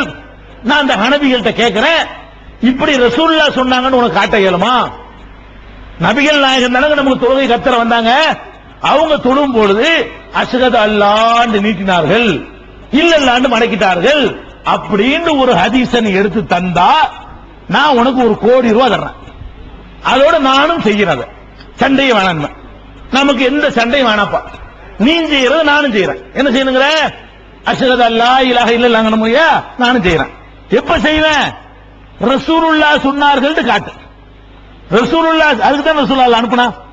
ரசூலுல்லாஹ் அல்ல அனுப்புன இதுக்கு தொழுகை சொல்லி தரதுக்கு தானே, நோம்பு சொல்லி தரதுக்கு தானே, இத கற்று தரதானே அல்ல அனுப்புனா. அவர் தொழுது காட்டினாரா இல்லையா? அவங்க காட்டின தொழுகையில நீ சொன்ன மாதிரி இருந்துச்சா? காட்டு. 7 சில்லா போனவன கூட்டிட்டு வந்து காட்ட சொல்லு. 7 வருஷம் படிச்சவன கூட்டிட்டு வா. அல்லாமா மௌலானா குத்துபுல் அக்தாப் எல்லாம் கொண்டு வா, காட்ட சொல்லு. 1 கோடி ரூபாய் தரேன். எதுக்கு அடிக்கிறீங்க, சண்டைக்கு வர்றீங்க? காட்டுங்க, எல்லாரும் ஒரே மாதிரி செஞ்சிடலாம்ல. ரசூலுல்லாஹ் செஞ்சாங்கன்னு காட்டிட்டீங்களா, எதுக்கு சண்டைங்கிறேன். நாங்க என்ன உங்கள்ட்ட கேட்கிறோம்? விரும்பு காட்டுவோம் சொல்றோம் இல்ல. இதை செய்யணுங்கிறியப்பா. நபிகள் நாயகம் செஞ்சாங்கன்னு காட்டு. நபிகள் நாயகம் செய்யல. நபிகள் நாயகம் செய்யாட்டி நான் என்ன செய்யணும்? நபிகள் நாயகம் செய்ய ஒத்துக்கிறீங்களா? நபிகள் நாயகம் செய்யாத உன்னை செய்ய சொல்றதுக்கு நீ யாரு? இன்னொருத்த என்ன செய்யறான்? சாவிங்கிறான். அவன் என்ன பண்றான்? தொழுவும் போது இவன் எப்ப மடக்கோட பண்ணிட்டான். அஷ்ஹது அல்லா இலாஹ இல்லல்லாஹ் மடக்குறானா? அவன் என்ன பண்றான்? இல்லல்லாஹ் நீட்டான். அவனை போய் அடி. அவன் வரலாங்கிற பள்ளியாசலுக்கு அப்புறம் நீ நீட்டு போது மடக்குறான்ல வேணும்டு. நீ அஷ்ஹது அல்லா இலாஹ இல்லல்லாஹ் போடுற. அவன் என்ன பண்றான்? நீ இல்லல்லாஹ் போடுறியா? நான் இல்லல்லாஹ் நீட்டுறேன். அவன் வழங்குற. அவன் மடக்கு போது நீட்டான். சாவி என்ன செய்யணும்? அஷ்ஹது அல்லா இலாஹ இல்லல்லாஹ் இப்படி வச்சுட்டே இருப்பான். கண்ணை குத்துற மாதிரி இருக்கு அப்படி சொல்லலாம்ல.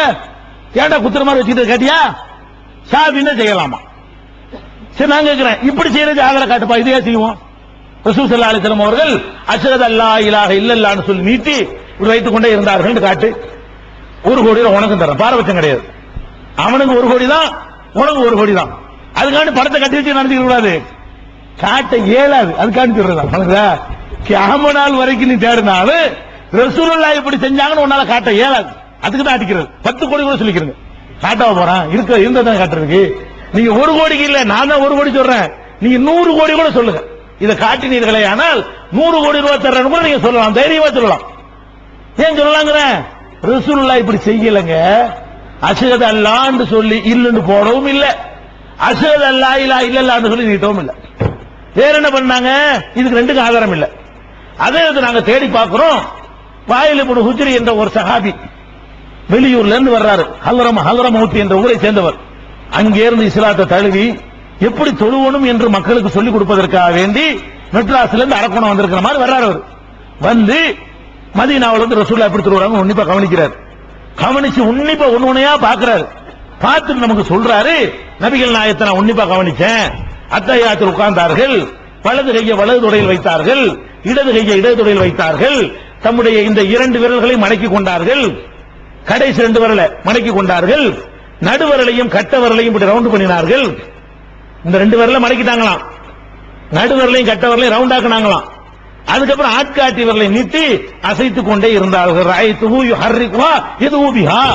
நபிகள் நாயகம் ஸல்லல்லாஹு அலைஹி வஸல்லம் அத்தஹியாத்துல உட்கார்ந்த உடனே 2 விரலை மடக்கி இந்த 2 விரலை சேர்த்து இந்த விரலை ஆட்டி கொண்டிருந்தார். இந்த 2 மடக்கணும், இந்த 2 சேர்க்கணும், இந்த 1 ஆட்டணும், ஆட்டிக்கொண்டு இருந்தார்கள் சொல்றாரு. இது சொன்னா ஒரு ஆள் தானே சொல்றாரு, உனக்கு ஒரு ஆளும் சொல்லலையே. என்னமோ நீங்க இருக்கு 10 ஆள் சொல்ற மாதிரி, நாங்க சொல்றது ஒரு ஆள் மாதிரி சொல்ற. எப்ப நீங்க ஒரு 10 ஆள் சொன்னா காட்டு. அடே நீ செய்யற மாதிரி ரசூலுல்லாஹ் செஞ்சாங்கன்னு ஒரு ஆளும் சொல்லல. நாங்க சொல்ற மாதிரி ரசூலுல்லாஹ் செஞ்சாங்கன்னு ஒரு ஆள் ஆச்சு சொல்றாரு. அந்த ஒரு ஆள் சஹாபி, நல்லவர், ரசூலுல்லாஹ் நேரடியா பார்த்தவர், போய் சொல்ல மாட்டார். அப்படிப்பட்ட ஒருத்தர் சொல்லுறார். இப்ப நான் ஆட்டுறேன், எதுக்கு ஆட்டுறேன்? ரசூலுல்லாஹ் நான் நேசிக்கிறேன். எதுக்கு நான் ஆட்டுறேன்? நபிகள் நாயகத்தை நான் நேசிக்கிறேன். எப்படி நேசிக்கிறேன்?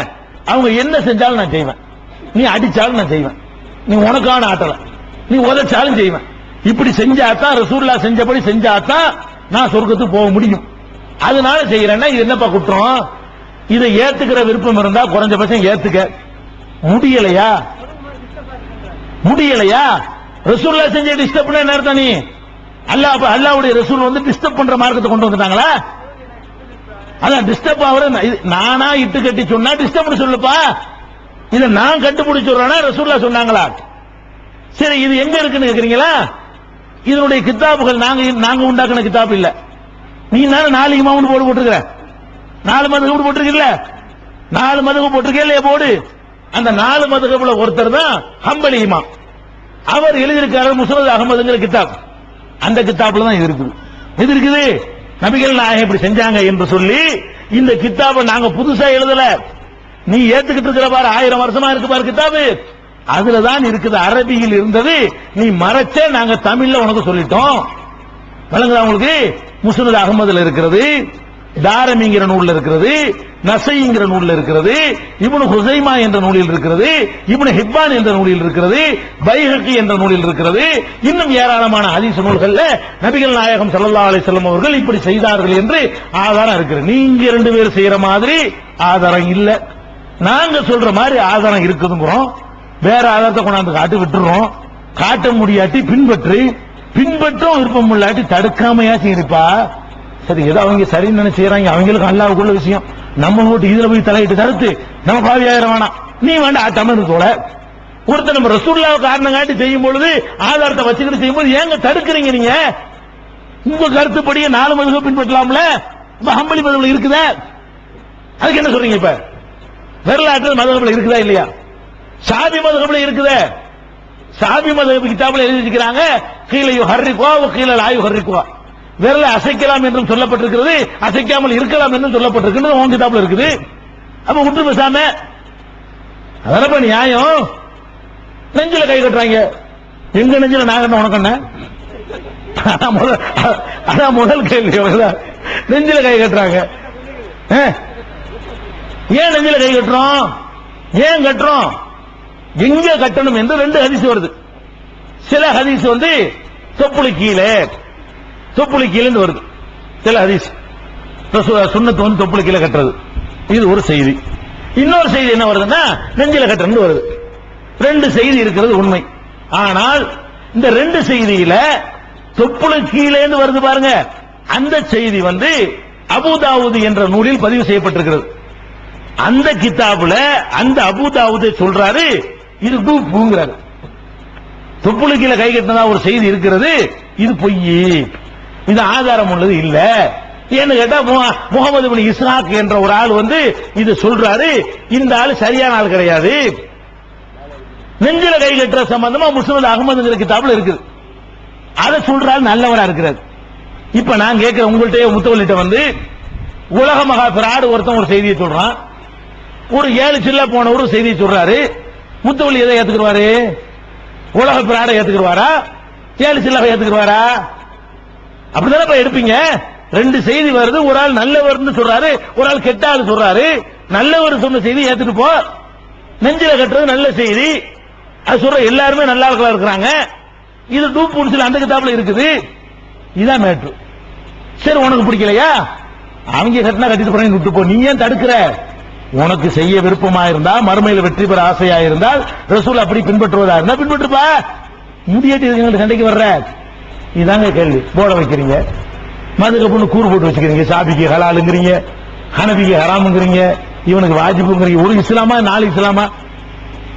மதுஹப் எங்க இருக்குன்ற மார்க்கத்துல 4 மதுஹப் ஆக்கிட்டீங்களா? 4 மார்க்கமா இஸ்லாம்? 4 குர்ஆன் இருக்கப்ப ஷாஃபி குர்ஆனை கொண்டா பாப்போம், நீ ஹனபி குர்ஆனை கொண்டா. 2 ஒரு குர்ஆன் தானங்க. அடே ஷாஃபினால் அந்த குர்ஆன் தான் வச்சுக்கிற, ஹனபினால் அந்த குர்ஆன் தான். அப்ப சட்டம் எப்படி 2ஆ போகும்? ஷாஃபியுடைய ஹதீஸை கொண்டு வா பாப்போம், ஹனபி ஹதீஸை கொண்டு வா. 2 பேருக்கு ஒரு ரசூல். ஷாஃபிக்கு யாருங்க ரசூலுல்லாஹ்? யாருங்க ஷாஃபிக்கு? யார் ரசூலுல்லாஹ்? முஹம்மது நபி தானே. ஹனபிக்கு யாரு? அவர் தானே. அப்புறம் 2ங்கிறேன். ஒரு மார்க்கம் தானப்பா.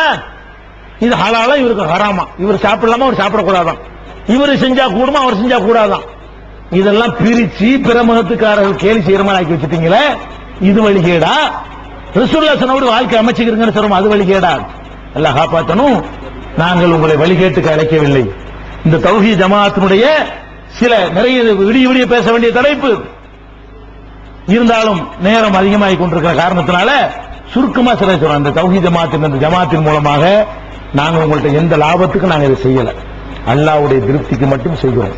உங்களுக்கு கொண்டே நாங்க விற்க மாட்டோம், உங்களுக்கு கொண்டே அடகு வைக்க மாட்டோம், அரசியல்வாதிகளை கொண்டே விட்டுற மாட்டோம், அவனை கும்பிடு போட வைக்க மாட்டோம், அவனுக்கு பாராட்டு விழா நடத்த மாட்டோம், பெட்டி வாங்க மாட்டோம், உங்களை கொண்டு போய் வச்சு நாங்க லாபம் சம்பாதிக்க மாட்டோம், உங்கள்கிட்ட கட்டணம் வாங்க மாட்டோம். உங்களுக்கு நல்லது என்று இருக்கிற எல்லாத்தையும் அல்லாஹ்வுக்கு பயந்து நாங்க சொல்லுவோம். ரத்த தானம் செய்வோம். இந்த மாதிரி வட்டியில மூழ்கி இருக்கிற மக்களை காப்பாத்துறதுக்காக வேண்டி ஒவ்வொரு ஊர்லயும் பைத்துல் மால் உண்டாக்கி வட்டி இல்லாம கடன் கொடுக்கக்கூடிய ஏற்பாடு 30 ஊர்ல ஏற்பாடு செஞ்சிட்டோம். இன்னும் 31 அரக்கோணமா கூட இருக்கலாம் இன்ஷா அல்லாஹ். நீங்கள் முயற்சி பண்ணீர்களே, ஆனால் வட்டி இல்லாமல் சும்மா கடன் கொடுத்து வாங்கணும். வட்டி இல்லாத கடனை உண்டாக்குறோம், வரதட்சணை வாங்காம கல்யாணம் பண்ணக்கூடிய நிலையை உண்டாக்குறோம், எளிமையான திருமணத்தை உண்டாக்கிட்டு இருக்கிறோம். அல்ல பள்ளிவாசல அந்த காலத்துல தொழக்கூடிய நிலை கவனிக்கணும். பள்ளிவாசலுக்கு யார் வரா போலாம்? உங்க வயசுல எல்லாம் நீங்க இளைஞரா இருக்கும், பள்ளிவாசலுக்கு யார் வருவா? ஒரு 75 வயசு வரும். சரியா? கொடுத்துருக்கீங்களா? அல்ஹம்துலில்லாஹ் வட்டி இல்லா கடன் ஆரம்பிச்சுட்டான், இங்க நடந்துகிட்டு இருக்கான். நான் கேட்கிறேன், நல்லா கவனிங்க, சிந்திச்சு பார்க்க வேண்டும். முத்தவள்ளிகள் சிந்திக்க வேண்டும், உலமாக்கள் சிந்திக்க வேண்டும். ஒரு காலத்துல 75 வயசுக்காரன் தான் பள்ளிவாசலுக்கு வருவான். இன்றைக்கு யார் வர்றான்? 15 வயசுக்காரன் வர்றான், 20 வயசுக்காரன். அவனுக்கு எவ்வளவு பொழுதுபோக்கு இருக்கிறது, அவனை கெடுக்கக்கூடிய எவ்வளவு சாதனங்கள் இருக்கிறது. அவனை நீ பள்ளிக்கு ஒன்னால திருப்ப முடிஞ்சா, நீ விட்ட புருடாவை கேட்டு ஓடி போயிட்டானுவோ.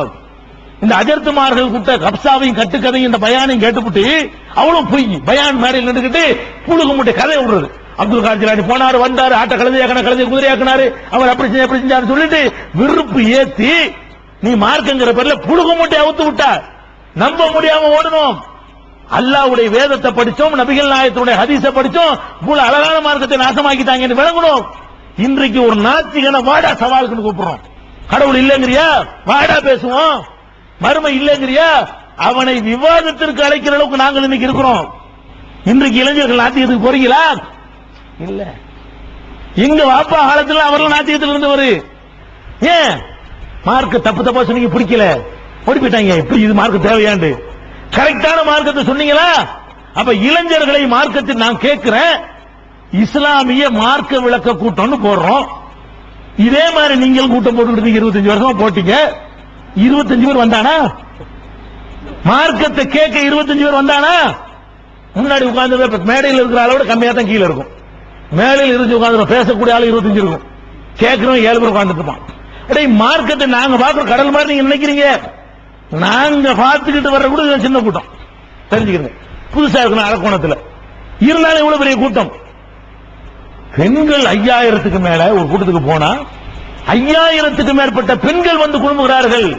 கீழக்கரையில, பணக்குளத்துல, நாச்சியார் கோயில, நெல்லிக்குப்பத்துல ஆண்கள் 5000, முத்துப்பேட்டையில ஒரு சாதாரண கூட்டம் போடுறோம். 5000 ஆண்களும் 5000 பெண்களும் வந்து கேட்க வர்றாங்களே. இப்படி கேட்கக்கூடிய விதத்தில் மார்க்கத்தை நீங்கள் சொன்னீர்களா? மார்க்கத்தை காதலித்தார்களா? மார்க்கத்தை அறிந்து கொள்வதற்காக இந்த ஊர்ல இந்த கொள்கை ஏற்றுக்கொண்டவர்கள் குறைவு. பேர்னாம்பட்டில இருந்து ஆளுக்கு வந்திருக்கிறாங்க. கைது மாபம் எவ்வளவு டிக்கெட் ஊர்ல இருந்து? ஒரு ஆளுக்கு 75 150 ரூபாய் செலவு பண்ணி, சாப்பாட்டுக்கு 200 ரூபாய் செலவு பண்ணி மார்க்கத்தை கேட்கறதுக்காக வேண்டி 200 ரூபாயை செலவு பண்ணி கொண்டு வருகிறார்களே, இது எங்க குற்றமா? நாங்க வெளியெடுத்திருக்கிறோமா? அதை விட தூரம் எங்க வந்துருக்கீங்க? பேர்னாம்பட்டை விட தூரம் செய்யாறுல இருந்து வந்திருக்கீங்க, ஆம்பூர்ல வந்திருக்கீங்களா? எவ்வளவு ரூபா? நரியம்பட்டு. எங்கெங்க இருந்து வர்றாங்க மார்க்கத்தை கேட்க? மார்க்கத்தை கேட்கக்கூடியதாக சொல்றோமே, அது வழிகேடா? நீ மார்க்கத்தை விட்டு விரட்டி விட்ட எல்லாத்தையும் ஓடு ஓடு வரான. ஏன் வலுவல் முட்டையை போட்டு அதோட ஓடிவான்லவன்? முஸ்லீம்னா என்ன? வலுவல் முட்டைக்கு பேரு முஸ்லீம். நாங்கெல்லாம் பள்ளிக்கூடத்துக்கு வலுவல் முட்டை அடிச்சு விட்டுருவாங்க. பள்ளிக்கூடத்துக்கு பரவாயில்ல, நாங்க 25 வருஷம் கத்துனதால உங்களுக்கு எல்லாம் முட்டை இல்லாம இருந்துட்டு இருக்கிறீங்க. உங்க வயசுல இந்த பையன் மாதிரி வயசுல நாங்க இருக்கும்போது கம்பல்சரி முட்டை. இவ்வளவு கேவலப்படுத்தினார்கள் மார்க்கம் என்ற பெயரால். அந்த இழிவை நாங்கள் உங்களுக்கு சுமத்தவில்லை. என்னத்தப்பா கருத்து விட்டோங்கிறீங்க?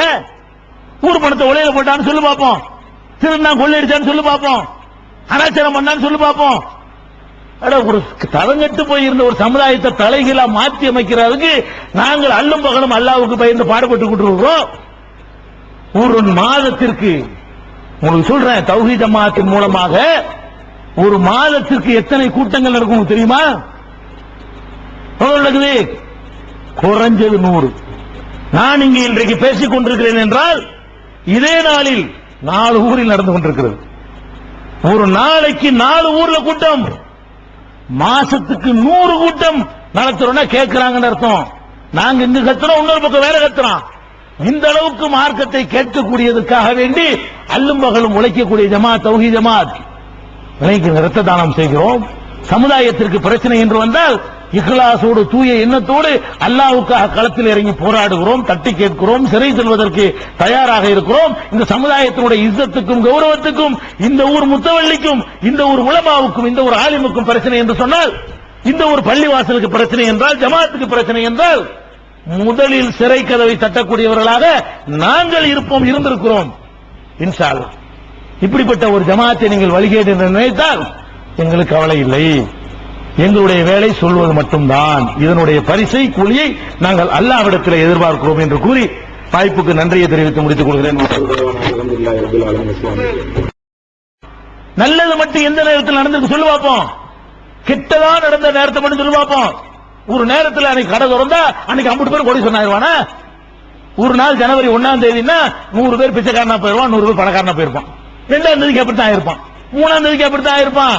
இது என்னடா நல்ல நாள் பாக்குறீங்க? எந்த நாளிலும் மௌத்து இருக்கிறது, ஹயாத் இருக்கிறது.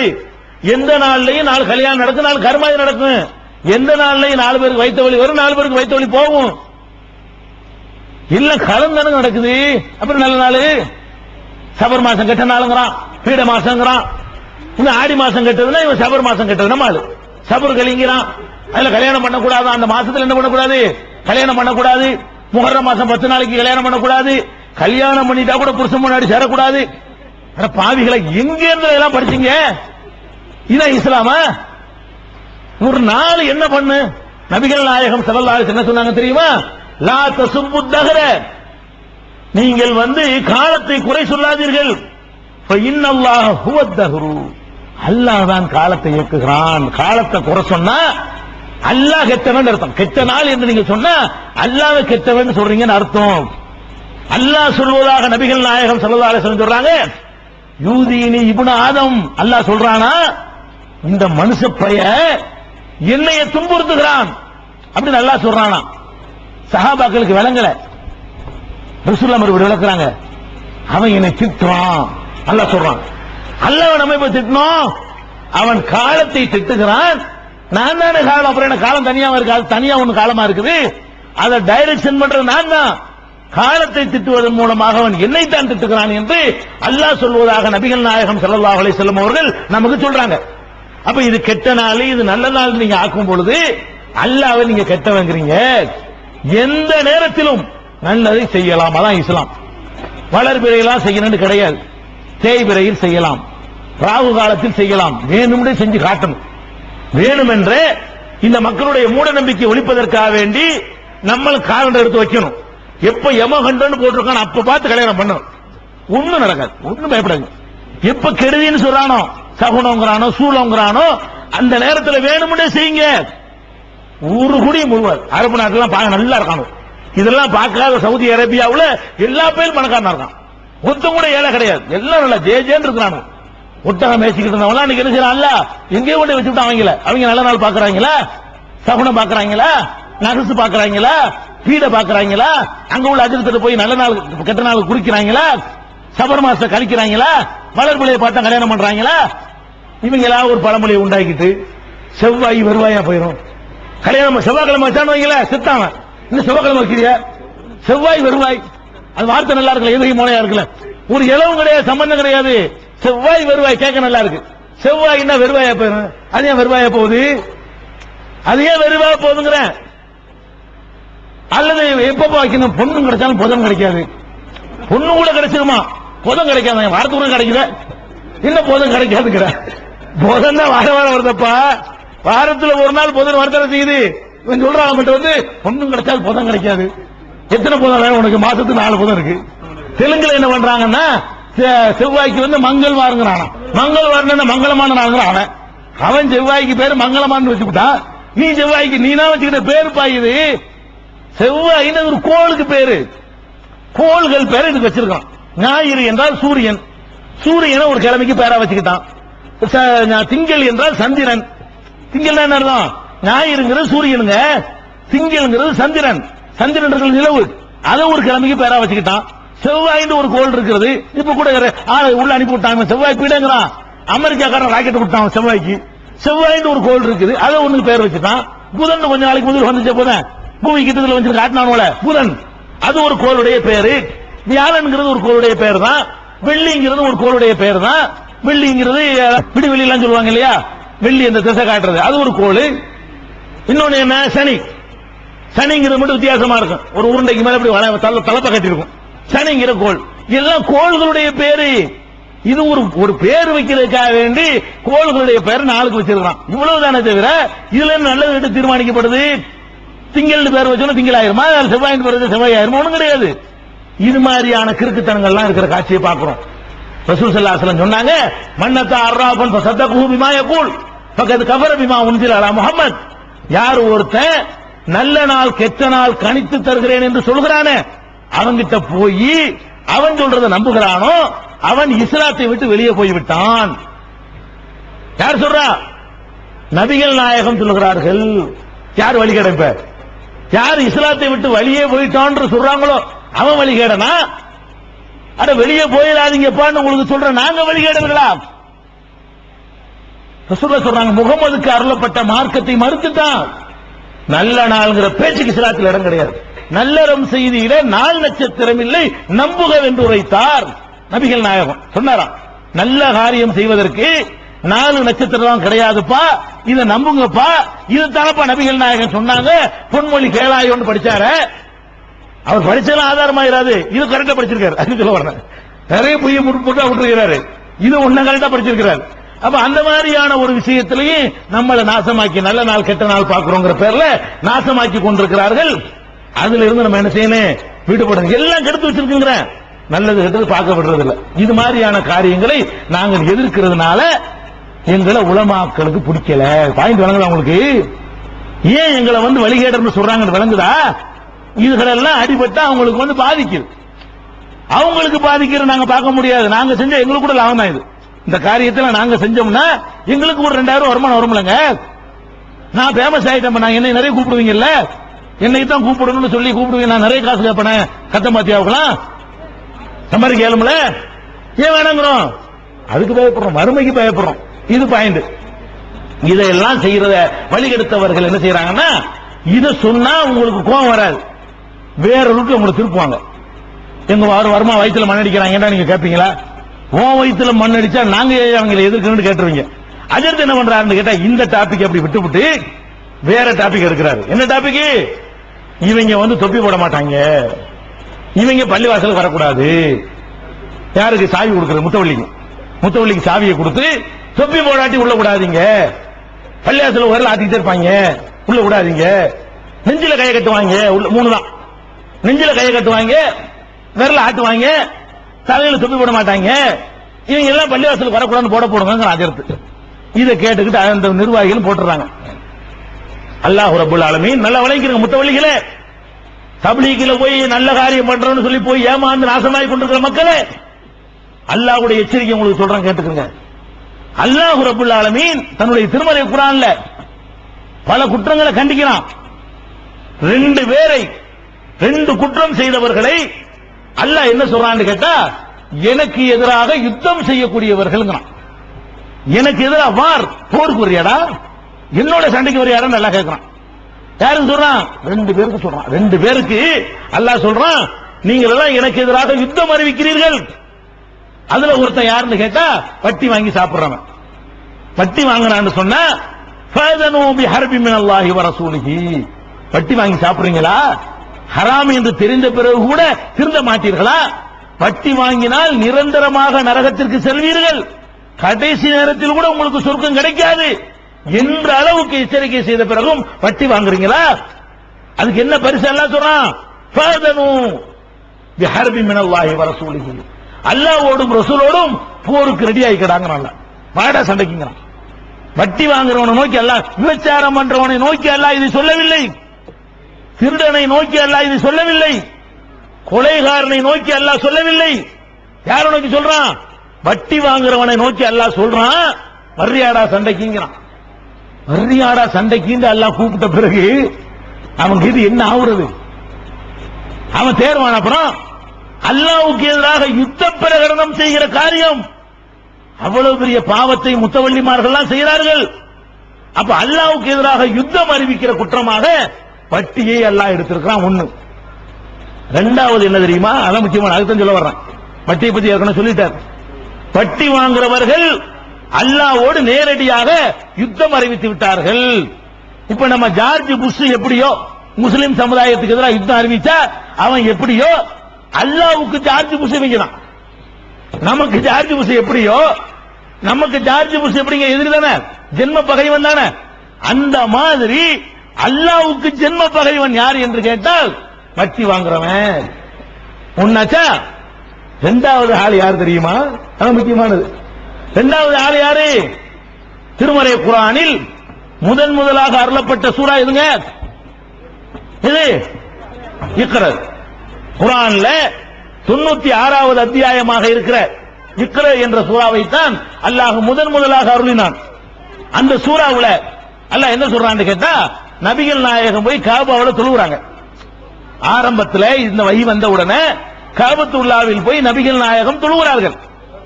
தொழும்போது என்ன பண்றாங்க தெரியுமா? அவங்க சஜிதாவில் இருக்கிற நேரத்தில் ஒட்டகம் இருக்குல்ல, ஒட்டகத்தினுடைய குடல் இருக்கும்ல, ஆட்டு குடல் எவ்வளவு பெருசா இருக்கு பாத்தீங்களா? அந்த சரக்கோட இருந்தா அந்த மாதிரி ஒட்டக குடலை தூக்கிட்டு வந்து சஜிதாவுல இருக்கிற ரசூலுல்லாஹ்வுடைய கழுத்துல கொண்டாந்து வைக்கிறாங்க. அந்த கணத்தை எல்லாம் தூக்கிட்டு நம்ம எந்திரிக்க முடியாது. ஆட்டு குடலை வச்சாலும் நமக்கு எந்திரிக்க முடியாது. நபிகள் நாயகம் கழுத்துல வச்சவன அவங்க அப்படி தடுமாறுறாங்க. கடைசியில ரொம்ப கஷ்டப்பட்டு பாத்திமா நாயகி கேள்விப்பட்டு ஓடியாந்து மகள் ஓடி வந்து அத்தாவும் மகளுமா சேர்ந்து அப்புறப்படுத்தி விட்டு அப்புறம் நபிகள் நாயகம் எந்திரிக்கிறாங்க. எல்லாம் கை கூட்டி சிரிக்கிறாங்க, எல்லாம் வேடிக்கை பார்க்கறாங்க. அப்பதான் அல்லாஹ் அந்த வசனத்தை அருளுறான். என்ன அருளான்? அரஐத அல்லதி யன்ஹா அபுதன் இதா ஸல்லா. இக்ரா சூரா ஓதி பாருங்கள். அலக் என்ற சூரா 96வது அத்தியாயம். தமிழாக்கம் இருந்தால் எடுத்து பாருங்கள். 96வது அம்மை ஜுஸ்ல இருக்கிறது. அதுல அல்லாஹ் என்ன சொல்றான்? அரஐத அல்லதி யன்ஹா அபுதன் இதா ஸல்லா. தொழுகிற ஒரு அடியாரை தடுக்கிறானே, தொழுகிறார் அவரு, அவரை போய் தடுக்கிறானே, அவனை பற்றி அறிவீரா அப்படின்னு சொல்லிட்டு அல்லாஹ் கேட்கிறான். கல்லா ல இல்லம் என்தகி. தப்லீகாரர்களே, முத்தவல்லிமார்களே, பள்ளிவாசல் நிர்வாகிகளே, உலமாக்களே, அல்லாஹ் சொல்வதை கேளுங்கள். கல்லால இல்லம் என்தகி, அவன் இந்த போக்கில் இருந்து விலகிக் கொள்ளவில்லையானால் லனஸ்பாம் பின் நாசியா, அவனுடைய குடுமியை நாம் பிடிப்பேன். என்னுடைய அடியான் அல்லாஹ்வுடைய பள்ளியில தொழுகிறது நீ தடுக்கிறியா? அல்லாஹ்வுடைய பள்ளியில தொழுகிறது நீ தடுத்தால் சண்டை உனக்கு எனக்கு தான்டா. பரியாட சண்டைக்குங்கிறான். லனஸ்வாம் பின் நாசியா, உன் குடுமியை நாம் பிடிப்பேன். சொல் எது உன் நாதியா, அவன் சபையோரையெல்லாம் கூட்டா ஜமாத்துல வாங்குறான். அல்லாஹ் சொல்றான், சொல் எது உன் நாதியா, அவனுடைய சபையை அவன் கூட்டட்டும். ஊர் கூட்டத்தை கூட்டு ஜமாத்தை கூட்டு, நகரவாட்டி எல்லாத்தையும் கூட்டுறாங்களா? கூட்டா பாப்போம். சனது ஜபானியா, ஓம்படைய நீ கூட்டு, நரகத்தின் காவலர்களை நான் கூப்பிடுறேன். எல்லாம் சொல்றான். நீ கூப்பிடுறா, முத்தவல்லியை கூப்பிடு, செக்ரட்டரியை கூப்பிடு, தபிலிக்கு சில்லா போனவர்லாம் கூப்பிடு, அஜித்மார்லாம் கூப்பிடு, பள்ளிவாசல தீர்மானத்தை போடு, போர்டுல எழுதி வை. சரியா? விலகி கொள்ளவில்லையானால் லனஸ்வா அன்பின் நாசியா, உன் குடுமியை நான் பிடிப்பேன்டா, நான் பிடிப்பேன். நாசியத்தின் காதிபத்தின் ஹாத்தியா, அக்கிரமம் செய்கிற இந்த பொய் சொல்லிக் கொண்டு திரிகிற உன்னுடைய குடுமியை நான் பிடிப்பேன். பல் எது உனாதியா, உன் சபையை நீ கூட்டு, சனது ஜபானியா, ஏன் சபையை நான் கூட்டுறாங்களா? வாட பாப்போங்கிறான். சண்டைக்கு வர்றாங்கல்ல. வட்டி வாங்குறவனுக்கு எதிராகவும் அல்லாஹ் போர் பிரகடனம் செய்கிறான். அல்லாஹ்வுக்கு ஏன் இப்படி போர் பிரகடனம் செய்யறான் தெரியுமா? பள்ளி வாசல் யாருடைய வீடு? முத்தவள்ளி வீடா? அஜத்துக்கு சொந்தமான வீடா? அடே, பள்ளி வாசல் அல்லாஹ்வுடைய வீடு. எவனுக்கும் சல்லி காசு உரிமை கிடையாது. நீ நிர்வாகம் பண்ணலாம், சம்பளம் கொடுக்கலாம், வெள்ளை அடிக்கலாம், தண்ணி வருதான்னு பார்க்கலாம், சர்வெண்ட் வேலை நீ பார்க்கலாம், முதலாளி வேலை நீ பார்க்க இயலாது. பள்ளி வாசலுக்கு நீ முதலாளி கிடையாது, சொந்தக்காரன் கிடையாது. அல்லாஹ் கோவற காரணம் என்ன தெரியுமா? ஏன் இடம் எனக்கு சொந்தமான இடத்தில் என்னுடைய அடியான் என்னை வணங்குவதை நீ யாராவது இருக்கிற? நான் கேட்கிறேன், உங்களுக்கு சொந்தமான ஒரு வீடு, அந்த வீட்டுல உங்களுக்கு உங்களுடைய சொந்தக்காரன் ஒருத்தன் உள்ளுக்கு வர்றான், அதை எவனோ ஒரு புறம்போக்கு தடுத்தா என்ன செய்வீங்க? அட ஏன் வீட்டுல ஏன் சொந்தக்காரன் வர்றதுக்கு நீ யாரா நாயின்னு கேட்பீங்களா இல்லையா? உன் வீட்டுல உனக்கு இவ்வளவு உரிமை இருக்கு என்று சொன்னால், படைத்த இறைவனுக்கு சொந்தமான வீட்டுல நீ என்ன உரிமை கொண்டாடுற? உன் குட்டிமே அல்லாஹ் கையில தெரிஞ்சுக்க. நீ நினைச்சுக்கிட்டு இருக்கலாம் போட்டு தடுத்துட்டோம், கிழிச்சு விட்டுறோம். அல்லாஹ் பிடிப்பான். அல்லாவுக்கு ஒரு தனி ஸ்டைல் இருக்கு. அதுவரை இங்க அல்லாஹ் இருக்கிறான தண்டிக்கிறான, நம்மள என்ன செய்வோம்? இன்னைக்கு அடிச்சா நாளைக்கு திருப்பி கொடுத்துன்னு நினைப்போம், இப்ப கொடுக்க நினைக்கும். அல்லாஹ் அப்படி செய்ய மாட்டான். நம்ம தமிழ்ல கூட ஒரு பழமொழி சொல்லுவாங்க, அரசு அன்று கொள்ளும் தெய்வம் நின்று கொள்ளும். அரசாங்கம் இருக்கு அன்னைக்கு தண்டிச்சு போடுவாங்க, தெய்வம் என்ன செய்யும்? நின்று நிதானித்து அடிக்க வேண்டிய நேரத்தில் அடிக்கும். அதான் இறைவன். அல்லாஹ் குர்ஆன்ல அப்படித்தான் சொல்றான், சனஸ்ததிரிஹும் மின் ஹைஸு லா யஅலமூன். அவர்கள் அறியாத விதத்தில் அவர்களை விட்டு பிடிப்போம். நீ அக்கிரமம் பண்றியா, உடனே மிதிக்க மாட்டேன். மக்காவில் ஆரம்ப கட்ட பிரச்சாரம் செய்தார்களே, அந்த காலத்தில் நடக்க இக்ர இறங்குனது முதல் வருஷம் தான் பாத்துக்கிறங்க. ஆரம்ப வருஷம், முதல் வருஷம், ஒரு வருஷம் ஆச்சு, அவங்க தான் நல்லா இருக்கிறாங்க. யாரு அடிச்சவங்க? 2 வருஷம் ஆச்சு, அவங்க நல்லா இருக்கிறாங்க. 3 வருஷம் ஆச்சு, அவங்க இதான் ஓங்குது. 4 வருஷம் ஆச்சு, 5 வருஷம் ஆச்சு, 10 வருஷம் ஆச்சு, 13 வருஷம் ஆச்சு, அவங்க இதான் அபூஜைகளுக்கு தான் ஓங்கிட்டே போகுது. ரசூலுல்லாஹ் கட்டி உழுவுது, உத உழுவுது, பெரட்டுறாங்க, ஆட் பண்றாங்க, ஒரு ஆளு நிம்மதியா இருக்க விட மாட்டேங்கிறாங்க, ஊரை விட்டு வெட்டி விட்டாங்க. கடைசியா 13 வருஷ காலம், 13 வருஷ காலம் தடுத்தாங்க. தடுத்துட்டு 13 வருஷம் நல்லா இருந்தாங்க. நல்லா விளங்கிருங்க. மதீனாவுக்கு போனார்கள் ரசூல் ஸல்லல்லாஹு அலைஹி வஸல்லம். பத்ர் போருக்கு முதல் ஆண்டு வருகிறார்கள். இவங்களும் வர்றாங்க.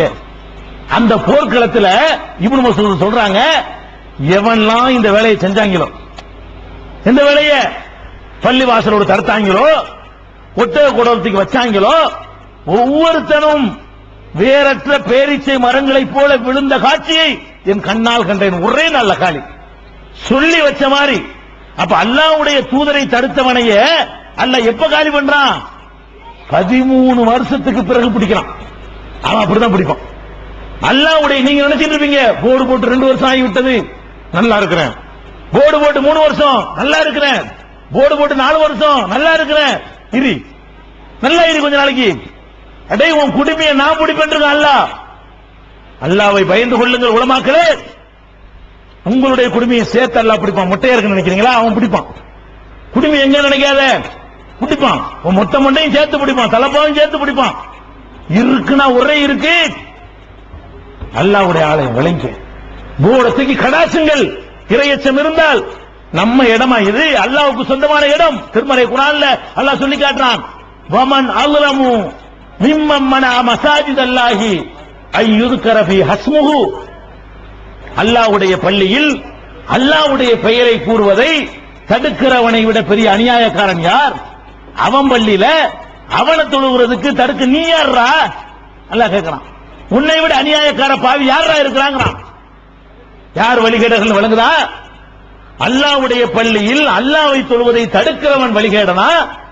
தடுக்காதே என்று அல்லாஹ்வுடைய கருத்தை ஓங்கி முழங்குபவன் வழிகேடனா? யாரை பார்த்து வழிகேடங்கிறீங்க? அவ்வளவு பேர் வழிகேடர்கள். யாரெல்லாம் அல்லாஹ்வுடைய பள்ளிக்கு சொந்தம் கொண்டாடி உங்க சொந்த வீடாக ஆக்க பார்க்கிறீர்களோ அவங்களெல்லாம் வழிகேடர்கள். அவர்களுக்கு நிகரான அக்கிரமக்காரர்கள் யாருமே இல்லைன்னு அல்லாஹ் சொல்லி காட்டுகிறான். இதுக்காக எங்களை தடுக்கிறீங்க? பட்டி வாங்குறவனை தடுக்க மாட்டேங்கிறீங்க, பொம்பளை பொறுக்கியை தடுக்க மாட்டேங்கிறீங்க, ஊர் சொத்தை எடுத்து உலையில போட்டிருக்கான அவனை தடுக்க மாட்டேங்கிறீங்க, வரதட்சணை வாங்குறவனை தடுக்க மாட்டேங்கிறீங்க, சினிமா கூட்டம் நடத்த தடுக்க மாட்டேங்கிறீங்க, பிராந்தி ஷாப் வச்சு நடத்தின அவனை தடுக்க மாட்டேங்கிறீங்க. அட சமுதாயத்தை அழிக்கணும் என்று சொல்லக்கூடிய கட்சிகள்ல பொறுப்பு வகிக்கிறான், அவனை முத்தவள்ளி ஆக்குறீங்க, அவனை தடுக்க மாட்டேங்கிறீங்க. அவனுக்கு நிர்வாகத்தை கொடுக்குறீங்க, யார் தடுக்கிறீங்க? அல்லாஹ்வுடைய பள்ளியில் அல்லாஹ்வுக்கு பயந்து அல்லாஹ் சொன்ன மாதிரி அல்லாஹ்வுடைய ரசூல் சொன்ன மாதிரி ஒரு தொழுதா தடுப்பீங்களா? சிந்தித்து பார்க்க வேண்டும். இறையச்சத்தை உள்ளத்திலே வளர்த்துக் கொள்ளுங்கள். நாங்கள் துப்பி போடுவது இல்லை, போடக்கூடாது நாங்கள் சொல்லல. மார்க்கத்தில் கட்டாயம் இல்லை என்று நாங்கள் சொல்றோம்.